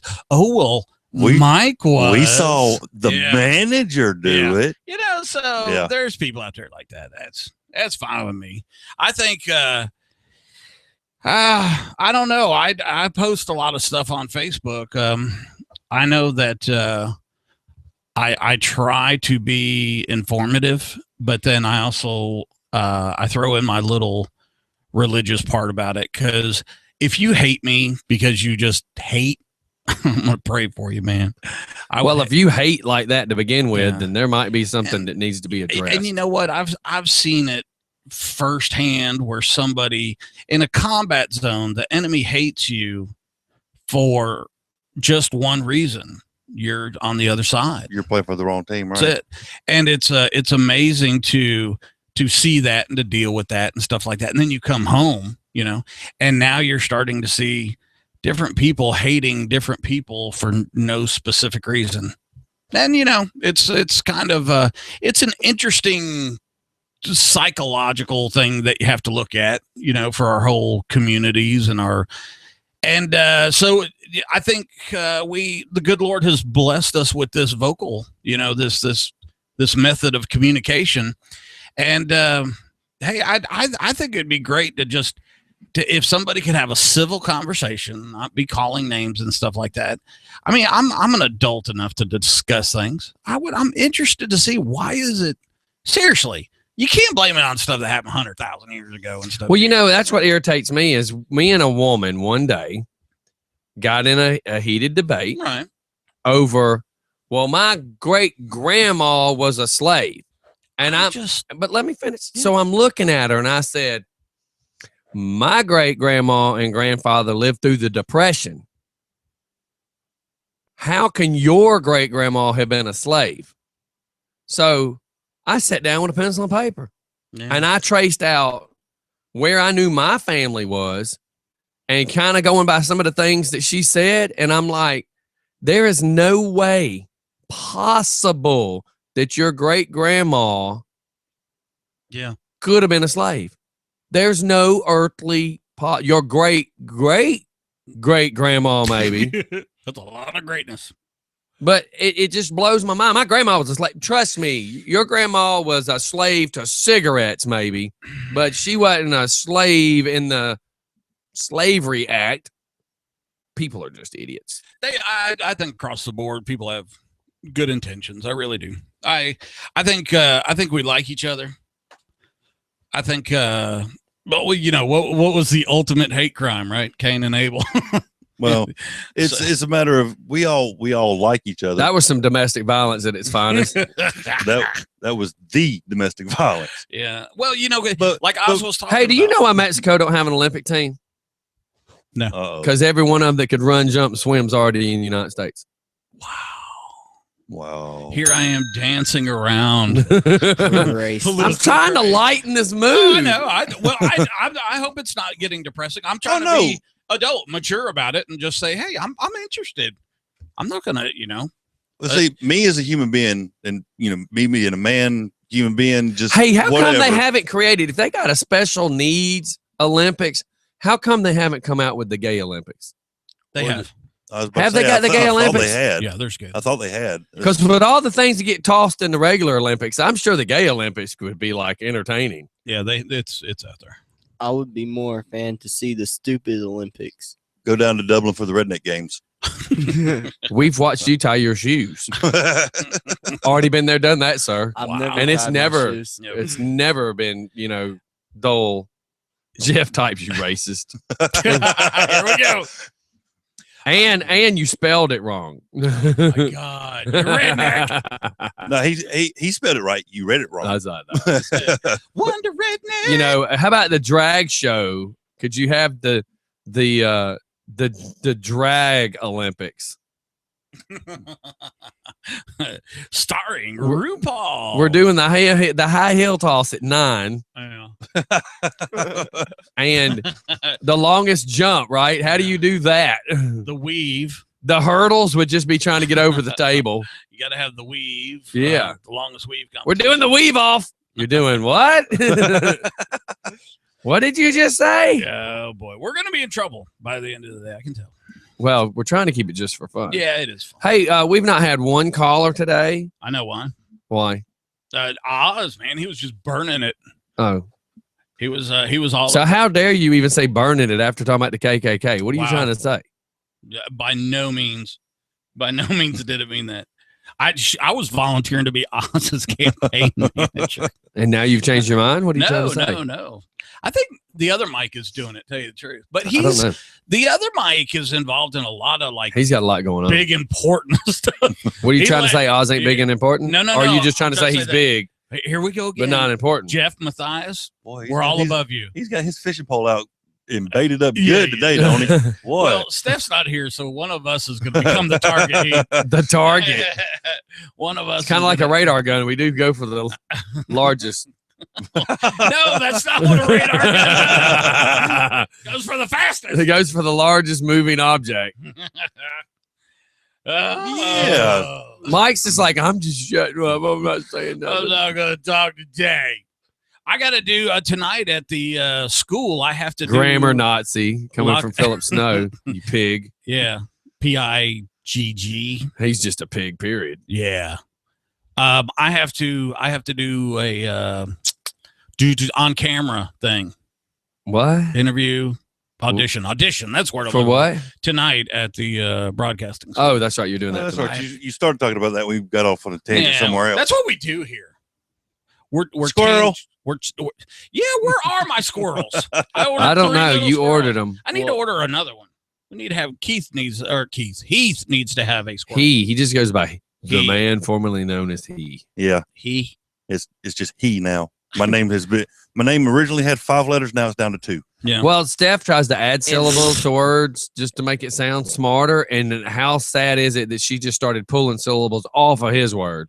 Now I know I mentioned to Stephanie one night away from the studio. I can't remember if I brought it up here or not. Really? But Be careful. It's funny and ironic that this he thing has reared its head again, because when I was a child, my grandfather had several of his sisters used to call me he, and started Is that right before they had the pee-pee? but she started with that he thing, and of course, took it and ran with it. It got me thinking about from when I was a kid, thinking back as far back as I can remember. I had a couple of aunts that when they saw me, and all through my childhood, all through my teenage years, well into adulthood, up until a lot, these people started passing away. They went to their graves. I'd walk in the door. Hey, he. Really? Wow. And then, of course, Steph starts with calling me he. And leave it up to my good friend DJ Scotty Spence to shine a light on it. DJ Scotty. Hey, if I'm the dude holding the flashlight, I can't help it. So He had me looking for hemorrhoids, and I found his name. The Hey. dude holding the flashlight. Woo, that's funny. That is funny. The dude holding the flashlight, bringing the light. So, what is the most embarrassing thing that anybody's ever done? Yeah. Look at it this way. Let's look at it from two directions. What's the worst thing that you ever done? And then you go, oh my God, I can't believe I just did that. And what's the most embarrassing thing that you've ever done that you literally just turned red and just total embarrassment? Oh, good. Go ahead, Heath. You go first. Maybe the subject. I don't know if this story would be appropriate for on air retelling. So You may anyways, have to keep it censored. let me go ahead and do it this way then. Few years back, and my best friend loves to tell the story as much as he can. Oh And God, so, I know where you're so going. so it doesn't even it's not even a matter of embarrassment anymore. It's just I've gotten over it, I guess you say. But I would venture to say probably 8-9 years ago, somewhere in that He time said range. He said Tear, tear. because there was a tear in my beard. Tear in my beer. Okay, go ahead. So, anyways, I'm quitting. I'm retiring. yeah, right. Before the story ends, apparently. So, group of us, me, my ex-wife, best friend, group of us, we decided we're going to go out to the bar one night. And it was my mission that night. I just wanted to get sloopy, stupid, sloppy, falling over myself, Well, you go. going to Sloopy. die drunk. And we went to, so of course, before the night even started, before we even left the house, I already, had a few beers and a couple of shots. We went out to Chili's and loaded up on some nachos and junk food and more beer and more mixed drinks. And then we went over to Caddy's. No, Caddy, Jim. And thanks to my best friend and another buddy of mine that rode with us that night, I was never without 2 alcoholic drinks in my hands for the entire evening. I had a beer in one hand and a mixed something in the other for the entire evening. An adult beverage. Yeah, one of those. So we ended up closing the bar down and got time to go home, walk out across the parking lot. And of course, my mission was accomplished. I was stupid, sloppy, falling over myself, drunk. And there just wasn't enough room for all that goodness inside. So I had to, I had to give some of the alcohol. I had to give some of the alcohol back to the bar, but I just left it in the parking lot. You know what I mean? Yeah. So, standing next to my ex-wife's little SUV that she had at the time, I puked on one side of it, and then I realized, you know what? I gotta go to the bathroom. Cool. And in my drunken mind, I wasn't gonna make it back across the parking lot. No reason to. I was not going to make it back across the parking lot to get back into the bar to go to do what I needed to do. And so I walked around the side of the other side of my ex-wife's SUV, and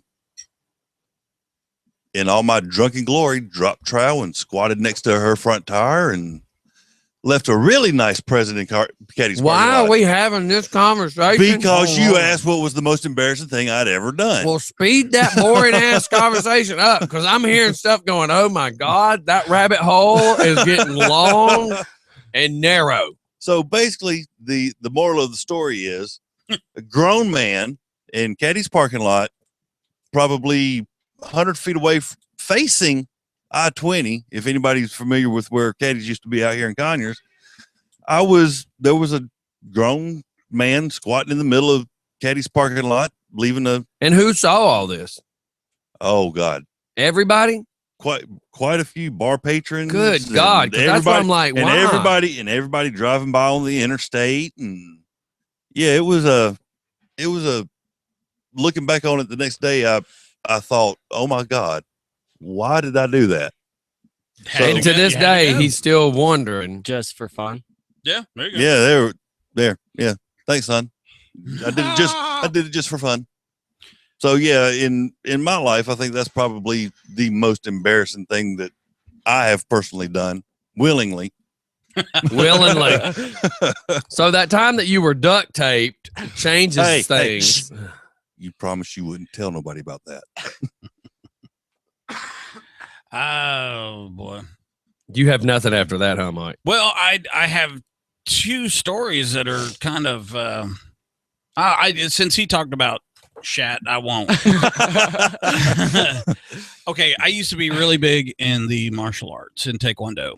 I was an instructor at Fort Jackson, and one of the things about Korean martial arts is, when you're training and all that other stuff, it's gee whiz fun and all that other stuff. But once you get to having your black belt, you're in a different society, and there is an immediate respect from other black belts, people that you thought hated your guts. Once you got your belt, there was a lot of respect there. Well, there was in our it was Mudakwan Taekwondo and The who what? Mudakwan, and we did the old style forms, and also it was very traditional. There was the senior instructor and I, the man who really promoted it, Sheldon Moreland. We're friends, but then like the number 2 guy was this big guy, like a big biker looking dude, right? And he was just beyond mean. I mean, he was brutal. If you had to go out there and spar with him, or you were teaching with him and he was using you as a demonstration, you're going to get hurt. The man was brutal in the arts. Now, he couldn't throw no big high spinning flashy kicks, but when that dude punched you and you didn't do it right, you felt the pain. Well, we were setting up for a tournament, and we had to set up folding chairs, right? This was so embarrassing. We're standing by the dressing rooms, all the black belts, there's like about 40 of us.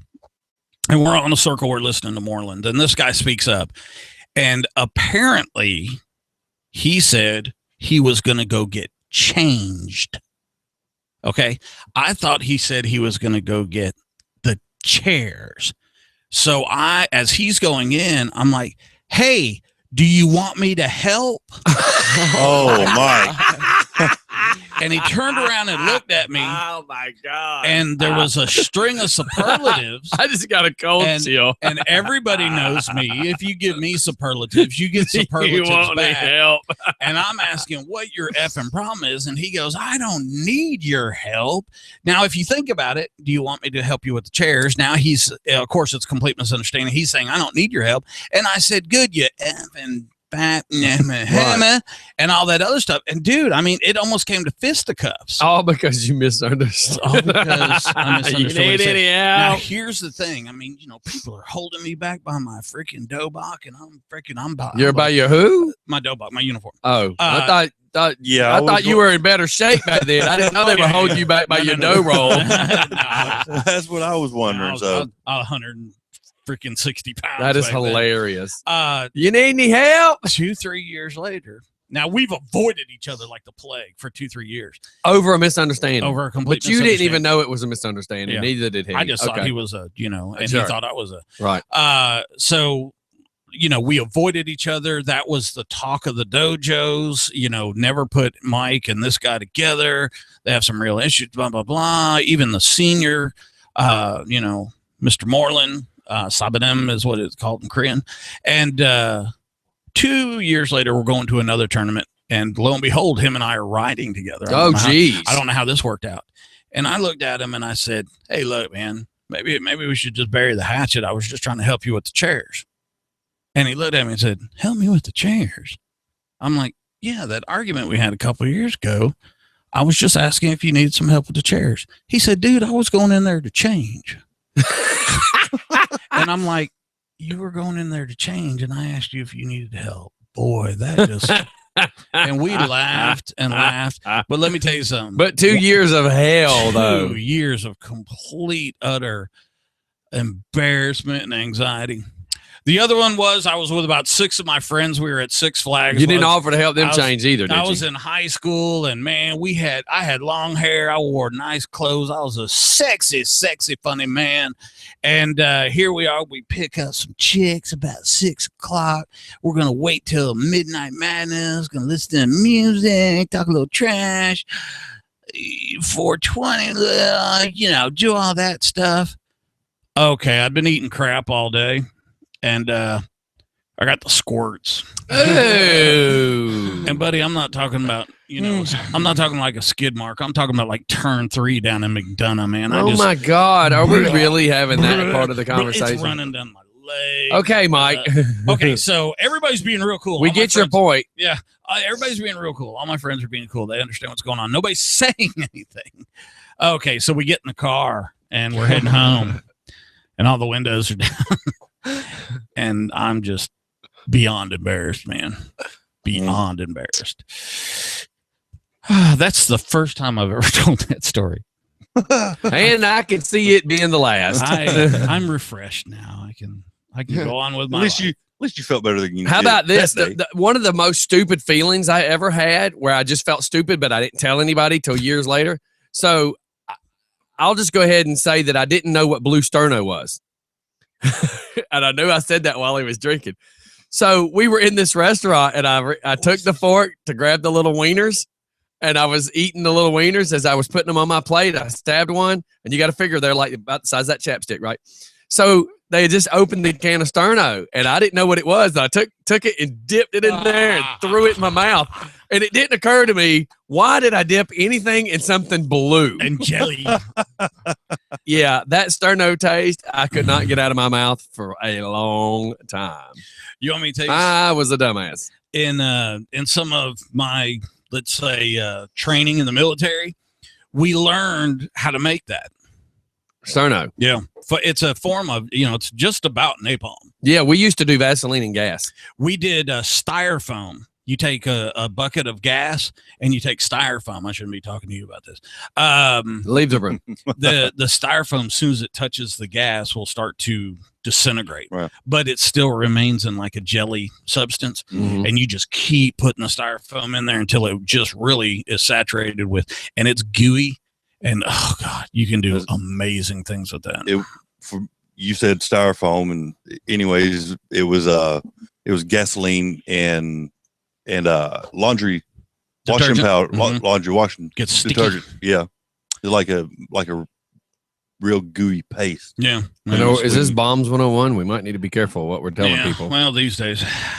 Like the kids aren't already figuring out how to do pipe bombs without us even knowing. Yeah, you can just look that up. I mean, you can find anything with Google. Yeah. YouTube. And sometimes if you're just sitting in a dark room Googling, you find stuff. We don't need to be. No. I think we're talking about two different types of Googles. Google, hey. Godzilla. I know this on YouTube. You can find anything. I've got all that high-speed editing software, and some of it's pretty difficult to understand. Most of it's kind of basic. So I found this channel basically, and it really does a magnificent job of explaining the software. There's only one problem: the woman that narrates it sounds just like my shrink from. Oh my India. God! So that would be horrible. So it's like, Mr. Madsen, if you would please, if you'll click on the additional transition block. And it's just like, oh my God. And Can this stop already? Yeah. And then she's one of these people. You ever met these people that are constantly moving the mouse? Oh yeah. So they go, okay, so and you can't keep up with that. Yeah. They go like this. It's going back and forth, back and forth, back and forth, back and forth. And then they go, okay, click on additional transitions. Click. And then it goes back to moving around. And you're like, stop. I'm having to pause, pull back to see what they're clicking on. Oh, yeah, I know. I've seen that. This too. software, it's taken me like 4 hours to get 5 minutes of the topic down. So that's why I thought the broadcast. Repeat, Yeah. repeat, Yeah. repeat. I have to watch the same video 5 times just to get the first 30 seconds down. Yeah, I do that with porn. And then it's like, what they do? Never mind. Oh my God. Wow. I had to go there. Y'all Well, know I of don't course watch you had to porn. go there. I Well, don't- you don't admit to watching it No, I don't watch porn. Much. much. I like military type YouTube videos, man. I like the, the gun cameras. The helicopters. Oh, man, I had to hold my breath for a minute because there was a topic about porn videos, and he says, "I like military." And Oh, God, my I had to hold my breath There goes for a that minute. Rambo. That explains why he's watched "Oh, Rambo Lord." 10 times. Just Fun Radio. Good morning, sir. Good morning. Sirs. Morning. It's important that you understand your position. Oh sitting boy, down. I'm so nervous where that goes. I'm just gonna keep holding my breath for the rest of the show. That'd be awesome. I bet you can't do it. So what's happening, young man? Working. How long can you hold your Actually, breath? A couple of things. Do what? As far as stupid things, I mean, I was like 6, 7 years old. Had a hair cutter named Cochise. He's actually American Indian. Used to cut my hair in my mom's hair. Had a little shop right there at Kensington and Covington Highway. Used to go there all the time to get her hair cut. We're sitting in there one day, and he's like, "You ever taste a coon?" And I had no idea what he was talking about. Oh no! Don't even. He's like, "Oh my gosh, you gotta taste this stuff. It tastes like coon." So he used perm juice and had me taste perm juice, not sperm juice, perm. Oh my God. God, why does it sound so Oh. bad? Took about a week to get rid of that taste out of my mouth. It was insane. How about the fact that people taste stuff that's nasty and then they go, "Here, taste this," or smell this? Yeah, women do that all the time. They go, "Hey, is this bad? Smell it." Like, come on, idiot! You just made that face that looked like somebody shoved a pine cone up your butt. Why would I want to smell it? Is bologna green? Here, smell this. Then Why is the ham an slices old friend of mine slippery? from high school, Chris Watts. We were out. What the hell is that? That was me. I'm sorry. What was it? Having, It's a cobble Oh, and freaking attack. we were having a little too much fun one night at a bar. Kind of got lit, driving around Atlanta and Great. cruising around. No worries, no concerns. Guy walks up to my car. "Hey, you realize you're in the park?" I was in some sort of park in between these buildings, driving around Oh up on God. the sidewalk. Had no idea, Dad. Turned up to the park. Look down. I go, "Yeah, I guess I am." Pull back out on the street, drove on up the road. Lucky as hell, never got caught by the police. But yeah, he said I was just driving around in this little park down in Atlanta. Hey, that's something. golly! I look used- back at my stupidness and go, "Yeah, I've done stupid." I had a 68 Chevelle, and the key to the ignition was up on the dashboard, not on the column, and you could pull the key out. After you start it, the key would come right out. I would get drunk over in Stone Mountain and end up in my driveway in Jonesboro, asleep with the car running. I'd wake up and go inside. I couldn't turn off the car. Couldn't get in the house because your keys were still back down on the other side of Oh, my town. God. Where the keys were. I'd be at school going, Hey, you're going to be drinking. Give me your keys. All right, here you go. That's right. That's Yeah, right. my mom had an old station wagon like that. I got riding down the road with her, got mad at her. She said something I didn't like or whatever. I was a little kid, so I reached over, yanked the key out while she's driving down the Glenwood Road. How about this? This just happened the other day after Fox 5 left Right here. over by right by Mike and I's old elementary school. Atherton? Yep. Ain't I went that to great? Atherton as well. Yeah, Stone Yeah, it Mountain, Atherton. Shoot. It's a small world. And Oh, it's yeah. a- How about this? The other day when Fox left, I was in a hurry because I had places to be. So I run in the house. I leave. I get to the gas station. I'm on E. Like, I can't believe I made it to the gas station. And I went, no wallet. And then I remembered Oh no. sitting downstairs with Mike and Stephanie. And I said, "Okay, y'all, I got to run upstairs and put some shorts on. She'll be here in a second." And I didn't load my pockets. I just threw pants on.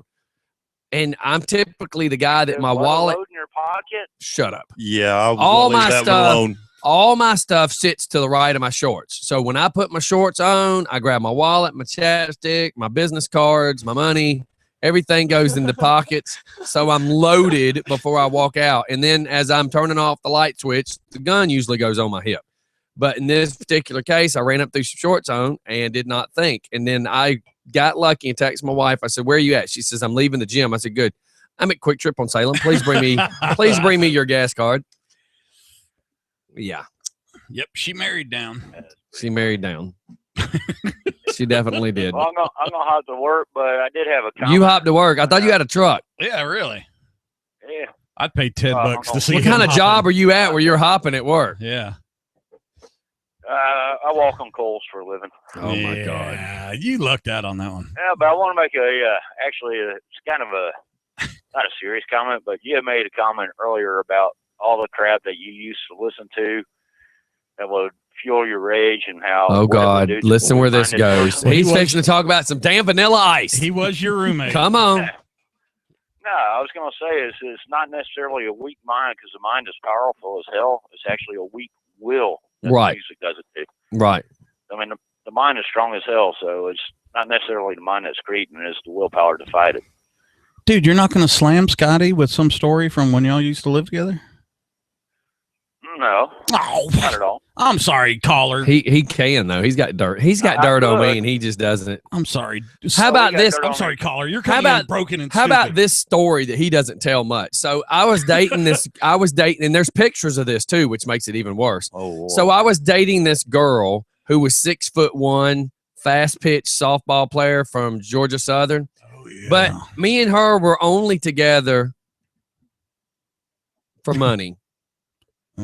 She was wealthy. I wasn't all that attracted to her. It's not that I hooked up with her for lustful reasons. It was just cool that she was rich and daddy was rich, and she had, the bagged phone, because that's before cell phones. Oh, yeah. And she had a nice car, and she always dressed nice and always looked good. And She buy you stuff? we just never really, it just really wasn't there sexually. Like, we just didn't have that click, but it was cool to hang out with her. Well, one night I got trashed on Jack Daniels. I mean, and I normally don't get trashed. I got trashed to the point that I was passed out in my dining room floor in the carpet, right? I'm laying there with no shirt on. And you remember when we used to wear Umbros, those soccer shorts? Oh, yeah. And Jeff took a picture of this girl dragging me to the bedroom to seduce me. Wow. What happens to shoulder blades on carpet with no shirt on?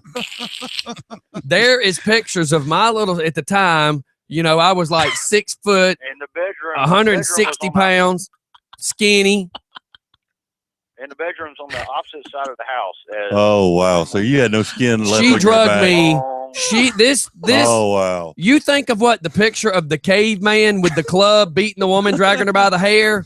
That's what she was That doing. night she was the caveman. She was dragging me by my hand, and all you can see is my right arm above my head. My eyes are closed, and she's dragging me down the hallway. Oh, my God. The headline reads, Rich White Athletic Debutante rapes white trash. Film at 11. You, Scott. I was passed out. I can go ahead and tell you nothing happened because Date I was rape. out. Oh, no, it happened. It happened. You just don't know it happened. You just don't want to tell us. That's the one thing. I Everything can't at sit that down. house was well documented, either by video Or by picture. photo. Hey, let me tell you number 2 that she did. The number. What? The number. No. Wait a minute. Hold on. No. God, Scott. I didn't know you were in that. Stop. Hey, you want You this cup? are a You want freaky this guy. cup? Here, you can have this cup if you want to throw up. The second stupid thing she did. Now think about it. She's 6'1". Yeah, man. So one time I went to the bathroom to pee and I had the door locked and I was in the hall bathroom. Yeah, So man. she walks up and she's going yanking on the door, going, "Open the door." And I was like, "No, I'm trying to pee. Leave me alone." So she said, "You better open this door. I'm gonna kick in the door." Well, she was too drunk to kick in the door. So she leans against the wall and puts one foot up on the door, pushing the doorknob. And she can't push the door open. So she lifts her second foot up to push the door. She pushed. The door didn't give, but the sheetrock busted and she fell into the spare bedroom. Apparently, they didn't do 24. They didn't do 16-inch studs. They didn't do 24 to center studs. They did a 48-inch, and she fell from one room into the next room. Did you come out of the bathroom and go, "That's my girl"? I opened the door, and all you can see is her feet hanging. She had on these purple suede boots that go up to her knees. You could see the boots hanging in the hallway. You could see her skirt up in the air and her shoulder blades and head laying in the other bedroom. And she was just laying in the floor. And I was like, "What the hell? Why did you tore up my house?" I'm thinking 6'1". I became a sheetrock specialist at that house. And then look, it was like a month later, me and Marshall or me and Jeff one was wrestling and slung the other against the wall, and we fell from the living room into the same bedroom. Lord. I could just I Cheap have the made picture- house. I just see the picture in my head of after somebody's gone through the wall, just the head poking up through the wall going, what happened? Uh-oh. Wow. That's how I like it.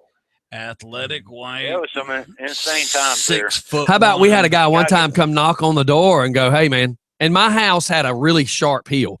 Like if you pulled in and you parked on the driveway, you were a 45-degree angle. There's no lie to that. You had to get to the top. Well, at the very bottom where it would kind of teeter out, my front wheels to my truck would be in the driveway. The back wheels would be right at the base of the driveway, which would make you could crawl under my pickup truck. So one day we're looking out the door, the neighbor's knocking on the door. We're looking at him and he says, hey, man.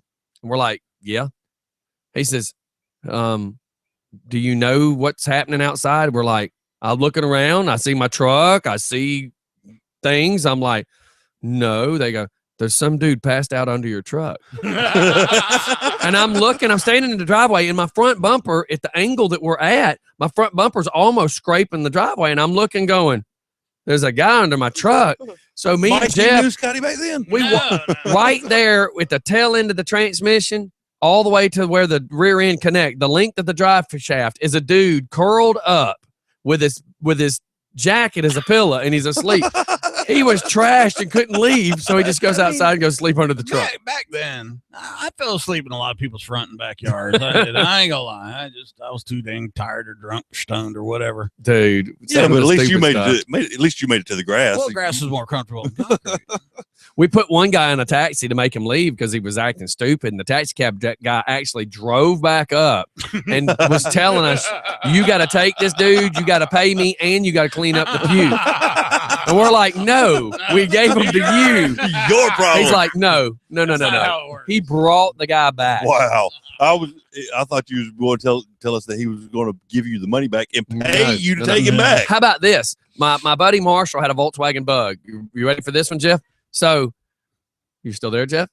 Okay. Yep. So Marshall, who's 18, my brother who is 14, Steven, I think was 14 at the time. Marshall and them were sitting in the house, and Marshall starts bragging about his Volkswagen can burn out. And we're like, a Volkswagen? He's like, yeah, let me show you. It's got like a cylinder and a half. So I go running down the hill, and I'm in and this is stupid now, but I'm barefooted.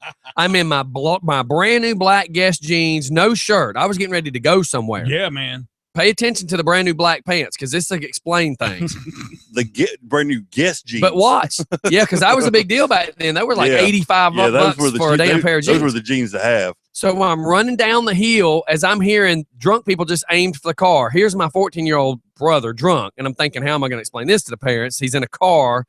So the way we lived, we were before a cul-de-sac. So the front end of his car was aiming towards the cul-de-sac. So if you were going down the road, our house would be on the left before the cul-de-sac.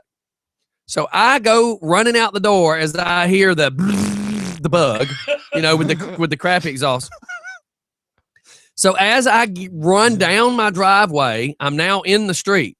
He's whipped it around and he's got it in neutral or first in gear, but the clutch pulled in. He's going, run, run, run, run, run. It's rattling like hell. And I'm running down. It's dark. I'm running down. He probably could only barely see my pants with the headlights shining and the bare white chest. And I'm yelling, no. And he's looking at my brother and he goes, and he pops the clutch. Starts to hit me.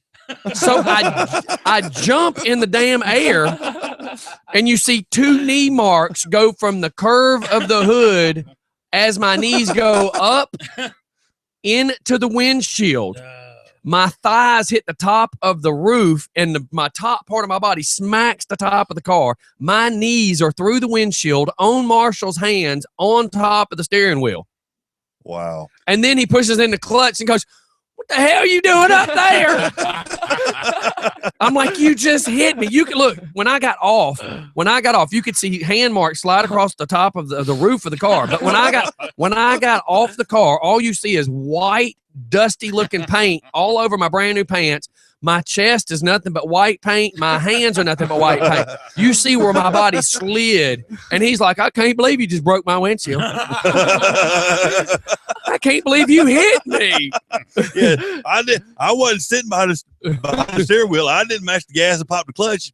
You just stood in the wrong place. Can't believe I broke his window. I can't believe you hit me with your car. I was about to say, brother, the funnest statement out of this whole thing was, "What are you doing?" You remember all that, Jeff? He was. I sure do. How about the time they came home with a mattress? Oh yeah. Jeff and me On the were top of a bug. no. It's yes, but it's worse. Oh, So me and Jeff's in the house, and you could hear him when he turns off of one street onto, when they turn off of Harrison into the neighborhood, he would punch it, and then it would come down and have to take a left to come down in our area. So you could hear that beetle with that weird sound. how does it sound again? So me and Jeff's in the How does it sound again? me and Jeff's in the house. We hear him let off the gas when he turns onto the road, and then he punches it again, and then you hear him when he slams on the brakes. We are hearing him coming into the neighborhood, so we're opening the front door going, what the hell's he doing? He slams on the brakes, and all you see is his left hand out of the car hanging on to a mattress and box spring.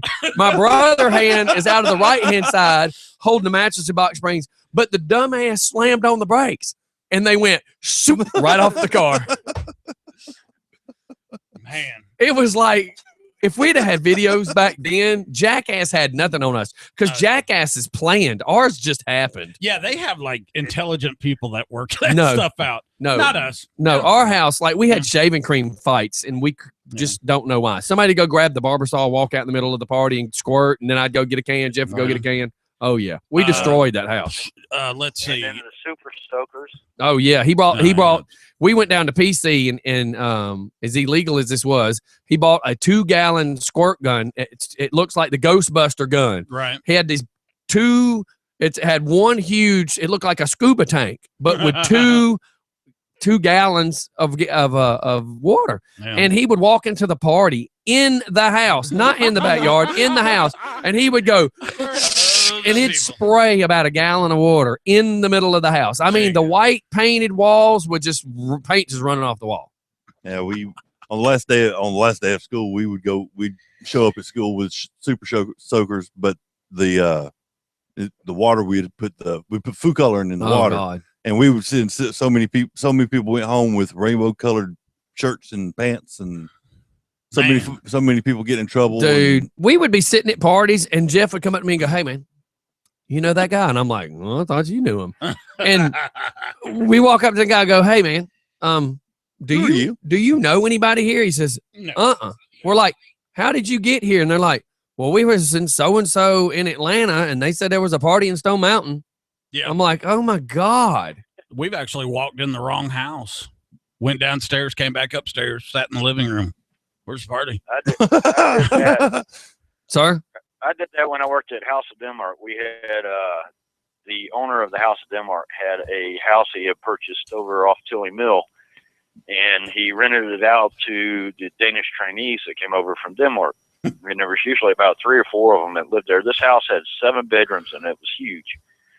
And there was a party going on there pretty much all the time. I mean, there's all these young guys over from Denmark. They come over and they just party. And I went over to this party one night. They were having a going away party for this Swedish girl. And this is on Friday night. So I get off work and I go straight to their house, went up, took a shower, and one of the guys gave me these funky looking, almost like clown type baggy shorts. So I put it on and just kind of hung out partying for a while. And then we heard a live band playing up about 3 doors up from where we were at. It's like, well, let's go up there and listen to the band. And then looking around, it's like, dude, there's no shirts anywhere. So this girl gives me the shirt about 6 inches past my knees with all these fruits all over it. Aw. So I was like, screw it, man. I was half lit at that time. I was like, well, it's a shirt. So I'll put it on. And me and one of the sales ladies from House Denmark went with me and about 3 or 4 other people. Walk up to this house. The pockets were so huge. I had a bottle of wine in one pocket and about 5 beers in the other pocket walking up to this house. And about the time we get to the driveway, here's this guy in this business suit right in front of us walking up. go up, knock on the door. Lady answers the door, and he's like, "Yeah, I'm here for such and such party." She goes, "Oh, the church party. That's across the street." So he turned around, walks off. She looks at us, and I go, "We're with him." And so we kind of walked around the corner and was trying to peek over the fence, and some guy came up, opened the fence gate, let us in. So we went up, sat up on the diving board at the pool, and just listened. I mean, the party was for a live band going on. All these middle-aged people just standing around. It was a humdrum party. So I was like, all right, let's get this started. So I took the shirt off and did a backflip off the diving board into the pool. And all of a sudden this guy comes up screaming at me. And I turn around and look up at him. He's got this girl on his shoulders, running, dives in. Next thing you know, half the party ended up in the pool. It was a blast. We had a good time. It was kind of fun crashing a party. We had no idea we were getting ready to leave. Guy came around, man, y'all can't go. The party was dead till y'all get here. Come on, man, stay with us for a while. Can't go. It was pretty cool. You can't leave us. We don't know you, but you Those gotta days, stay. those days. It definitely was. At the time, Andy, remember Andy? Yes. Came on. He was like, I had that old Yamaha 850 Special, fully loaded, saddlebags, fairing, the whole nine, big old bike. And he's like, let me ride it. I know how to ride bikes. I was like, all right, sure. If you know how to ride. Yeah, I know how to ride. Now listen, remember we had a cul-de-sac to our left, and then you went past our house and it veered to the left again because of a stop sign, and then it hit a straightaway. So pay attention to how Jeff tells this story. This guy wanted to ride a bike. He was in tennis shoes, some Umbro shorts, and a tank top. Go with the story, Jeff. Yeah, Scott and I are sitting in the house in the living room. I don't know why I gave the guy the key. Yeah, here you go. And our street kind of did a loop around. That's what he was talking about. So from the stop sign, you came down and you hit the cul-de-sac, and it curved back around up to the same street, hung a left, and you're right back at our street again. Scott and I are sitting in there, and all you hear is this whine of the engine, like in first gear, running 50 miles an hour coming down the road, and then all of a sudden you just hear screeching metal. Well, we heard first, second, and then dead silent. That's not good. I get up, Something walk wrong. up, and you see nothing but a skid mark. God knows how many hundreds of feet. Oh, down the yeah. road, and I mean, like he was in first. It was like, yeah. And then nothing. Because when he hung first forever, me and Jeff, it was like the world stood still. Me and Jeff looked at each other going, because it's like second, come on, second gear, and we're looking at each other like waiting. Here's second, and then it was like, yeah. He hit second, and then everything stopped, and we just was like, we actually stood there for a couple seconds, like, and then it dawned on us, oh crap, he God. wrecked. Wow. oh man, I was so mad. I came back inside the house, just fuming, just took a punch at the wall. And the dude Same was wall just that, road rashed from the hell. the same wall that Vicky went through into the old bedroom. That poor old Her wall. name That was poor wall. Vicky. Yeah, I was in the hallway almost at the same spot, just took a swing at the wall, and I went through, all the way through both sides of the wall. And we wonder why we Came didn't back get the out. deposit back on that house. Scott got mad at me for putting the hole in the wall, even though I was the one to always repair them. That's right. So Scott Jeff's and I like, started getting into F it, I'm going to be the one to fix it. Yeah, I Scott can and believe started that. getting into it. I told Scott, all right, But come but on, he buddy, punched let's the go. hole like 12 inches above the one he just fixed. Don't, Scotty, don't be mean. So I told Scott, come on, you want to run your mouth? Let's go outside. Scott's like, all right, come on, buddy. Oh, here we I go. mean, both of us are all amped up and ready to go. And I've seen Scott pick up a 260-pound guy over his head and body slam him. But I didn't care. I was. Yeah, right. when my Let's go adrenaline gets outside. going, it's on. It's on. That's the good thing Yeah, about being a hyper we walk person. Yeah, we walk up the front door. Scott pulls the door open. Come on. I walk outside. He shuts the door behind me. Come in when you're calmed down. There you He go. goes back in and sits down on the sofa. I wasn't playing that. I've done that. I was gonna say that was my old trick. That was the coolest thing. I mean, he knew. I mean, Oh yeah. He knew. It. Well, we already had one dude that was super freaking bloody, and we're already worried the cops were going to show up, and they never did. We got lucky. I'm surprised how many times we were there that cops never got called on us. Well, Outside they of one just time knew in that we were the Texas. crazy white boys. They Yeah. never, all our neighbors were black, but the cool thing was they knew we protected the neighborhood because nobody came down in our neighborhood being stupid. We were the ones in the neighborhood being stupid. That's right. But nobody else was going to come down there and steal cars or do any of that stuff because we were always up at the odd hours. We were trying to be respectful as far as being loud, except for like on holidays and stuff. But, you know, we had no problems. I think it's going to start coming back to that too. I think smaller communities are going to, you know, kind of stay together. I mean, the subdivision I'm in is older, retired people. Easy. For the majority part. Well, that means they can't hear you anyways. I'm sorry, what was that? You go to the neighborhood, and there's constantly someone outside either doing yard work, walking their dog or something. That's what we do, and baby. Every one of them, you don't know them. They all throw a hand up and wave at you as you drive by. It is the most polite neighborhood I've ever been in. That's because old retired people still have respect for others. Exactly. I mean, that's what I really enjoy about our neighborhood, and would rather stay there instead of move. I'm not sure what's going to happen there, but I mean, it's a really quiet neighborhood. It bothers me when I go through on my bike because I'm afraid, oh my God, my bike being loud, I'm bothering the neighborhood. Have you heard your bike? It ain't that loud, dude. Well, when I'm winding it coming up the hill at my house. When you're pulling an Andy. Well, you know what? We got a hill that's almost straight up. So it gets kind of loud when I'm trying to gun it to get up this hill. Man, I'm going to be honest with you. As falling into the demographic that you brought up, we do get angry at certain things, but for the most part, we accept it. If you address it with us, if you go, hey, look, the bike is kind of loud. It's not as loud as Scotty's, but it's kind of loud. And I do apologize when I come home. If you were to say that to your neighbors, they wouldn't, you know, they would go back home. It's the whole respect thing. Yeah. They'd go back home and they'd talk to their wife and they go, damn kid out there riding that loud ass motorcycle. But he'd wave at you every time you walk by. Right. Yeah, that's why usually when I'm on my bike, it's either I ride it in, well, I didn't today. Just my body's killing me from bowling the other night, Scott. Thank you. Me too. My back. Oh, yeah. Yeah. You guys aren't. Because I had been canoeing earlier that day, so I'm feeling all sorts of pains and aches. Yeah, you guys aren't old. My calf on my left leg, because that's the leg I plant when I bowl, and then my right hand, because I broke it 30 years ago, and with the way I bowl, with the twisting motion on my hand is killing me. So I opted not to ride the bike, but typically on Tuesdays, as I come in later, I'll ride it, so that way I'm not cranking up the bike that early in the morning. Or on Sundays, I'll ride it. And usually when I come home, I try and keep in mind that it's like 10:30, 11 o'clock at night on Sunday. When you're good, man. Poker. You're good, man. You said, I'm saying you're being respectful of them. Yeah, I try to. I mean, I try and keep that mentality. Period. You hear that phone in the background? Yeah, it's a guy up in North Carolina that is wrapping up some furniture that we're picking up. Well, get at it, bro. Go to work. Jeez. Yeah, I know. Jeez, I've been sitting here, 15, 20 or more. Yeah. No, man.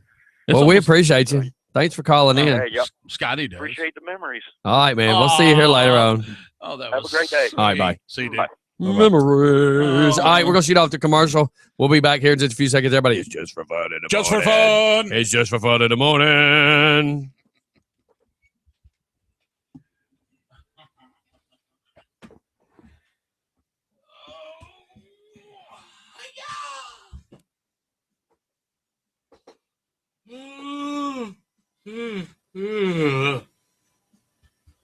How do you feel about me posting our link on some really, really way the hell out there internet radio stations?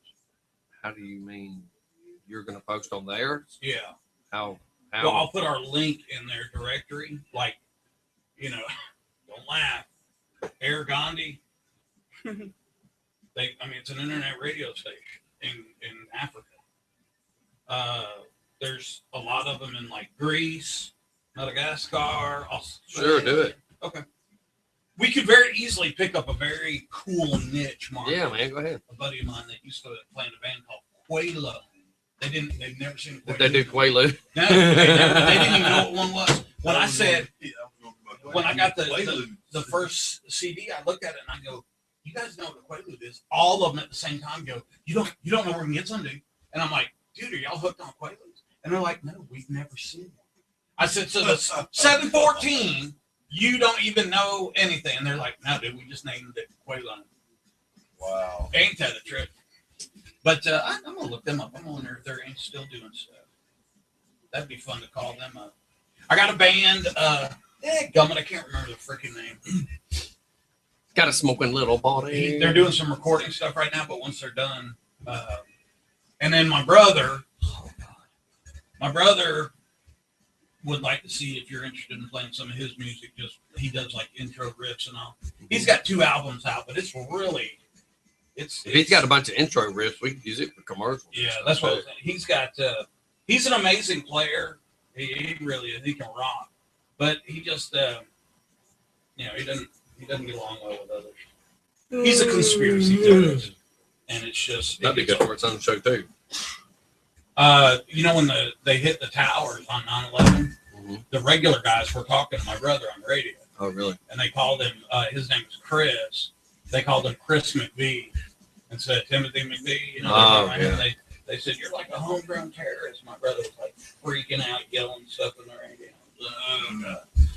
People were asking me all freaking day, Chris Madsen? I'm like, nope, no name on that.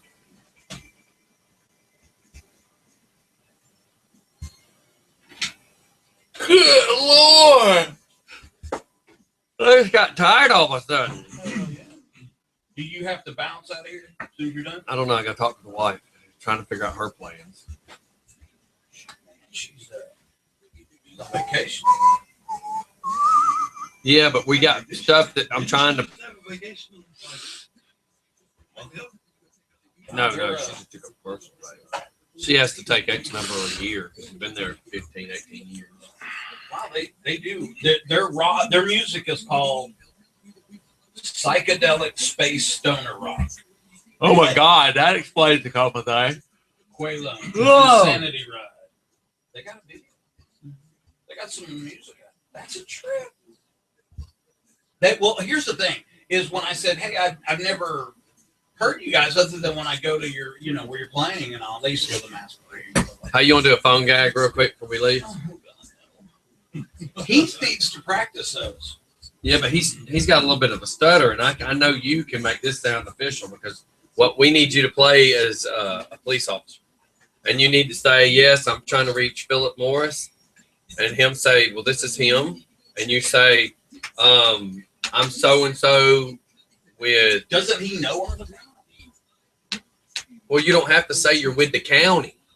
GBI. Just say you're so and so, and say your name's been given up for a little bit of a sting operation we've been running in Monroe, where we've been hunting down people that are making moonshine, and your name's been given to us as a person that could tell us stuff.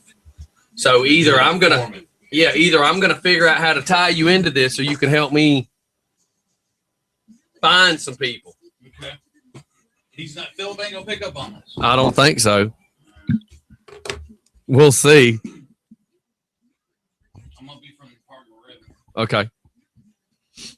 And then while you're at it, if he starts getting smart, you can say, with me being part of the Department of Revenue, I can investigate the fact that you've not been claiming to have a job and make any revenue yourself, sir.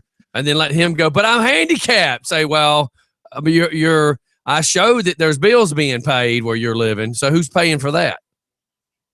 Where does he live? I'm not real sure. Self-employed stripper. Every damn where. Well, you can tell him what his Facebook says, by the way. Yeah. All right. That's good. Yeah. I'll show you what he looks like so you know what he looks like. Oh, God. That's I'm him. picking on some old guy. He's probably a veteran. No, too, he's right? not. That's him right there. He's Probably. crazy as hello. All right. Good. No, he is definitely not a veteran. All right, man. All right, we're back, and we got a phone prank that we're fixing to do. Here we go. Here we go. I'm muting everybody but Mike.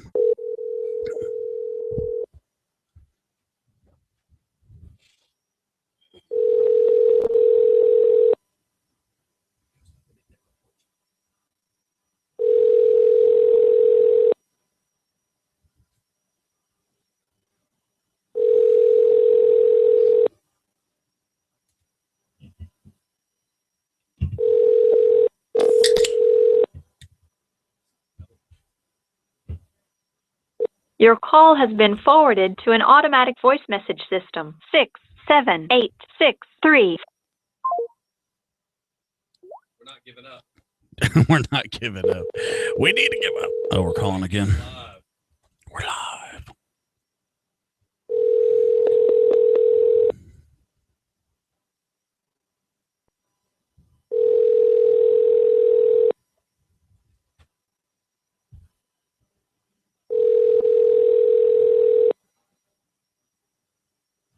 It says be careful with it.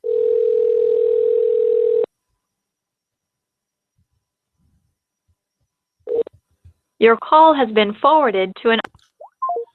Where's it? Down there it says be careful with him. That's the message between me and him. Oh, okay. Yeah, like be careful with him. He's going to have a heart attack or something.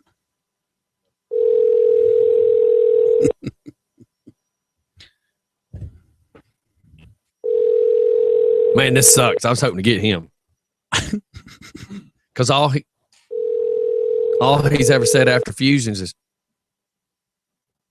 we're going down to the river. We got some shine. We gonna party till the sun comes up. So that's why I'm like, yeah, you keep yelling you got some shine, we're gonna light you up. But dang, I was hoping to get him.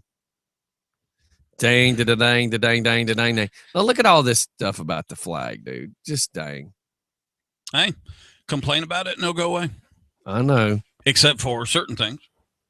It just blows. Holy cow. Wow. Are you Somebody hit kidding me? a horse. Look at that. Wow. That's one of the ugliest pictures I've ever seen in my life. Somebody hit a horse with a little bitty Mercedes type car. It's Looks like a mini minivan. Oh my God. That is horrible. That's in And Europe. that's a big ace horse Yeah, too. that's in Europe.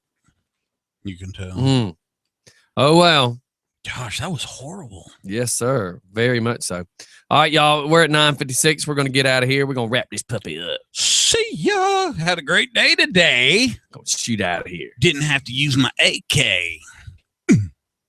No, I was just, Don't do that. It sounded good. Don't do that. He's like, that sounded good. It's a great day. I didn't have to use my AK. whoop whoop. He's throwing up some symbols. Wow. Was that the sign language from Hungary? L.A. Lower Lower Alabama. Alabama. I could have went the rest of my life without seeing Mike try to raise the roof. Wow. Oh my God. Whenever my arms get above my nipples, I fart. Oh my God. Mark another one up for the irregular guys. Oh my God. What the halo have we got into And watch today? this, just one arm above my nipples. Okay, there you go. Wow. That's just crazy. My body's kind of like an orchestra. Orca? Orchestra. Your Not body, orca, your body's orca. kind of like an orca. Yeah, I've ate a couple of When you pull your shirt up, you got a big white belly, just like an orca. I do. So is there anything special going on for Tuesday? Nah. Anything I'm community excited. related or I'm excited other about than tonight, your man. orientation? I'm just excited about tonight. I can't stand it. I'm like a little kid. I can't stand it. I just can't do it. Oh Lord, oh Lord, oh Lord. All right, everybody. Well, we're gonna get out of here. It's now 9:57. Everybody have a great day. See ya. See y'all later. My wife's on vacation everybody. and got tons of stuff that we're trying to achieve being done while she's on vacation. So Honeydew. I don't know what I'm doing till the end of the show. Every day, I don't know what I'm doing until the end of the Yeah. show. Yeah, she's on vacation, which means you got a honeydew list this long. Well, Yep. it's just stuff we needed to get accomplished. Things No, we've been yeah, needing to get done. You get to spend the day with Right. Crystal. I mean, That's right. Yeah. Shoot. What's the downside? Yeah. There isn't. There isn't. There you go. So All right. what you complaining about? I'm not. I didn't complain. All right, everybody. We will see y'all on the flip side. Everybody have a great day. Have a go. Bye, everybody. Later, you. See ya.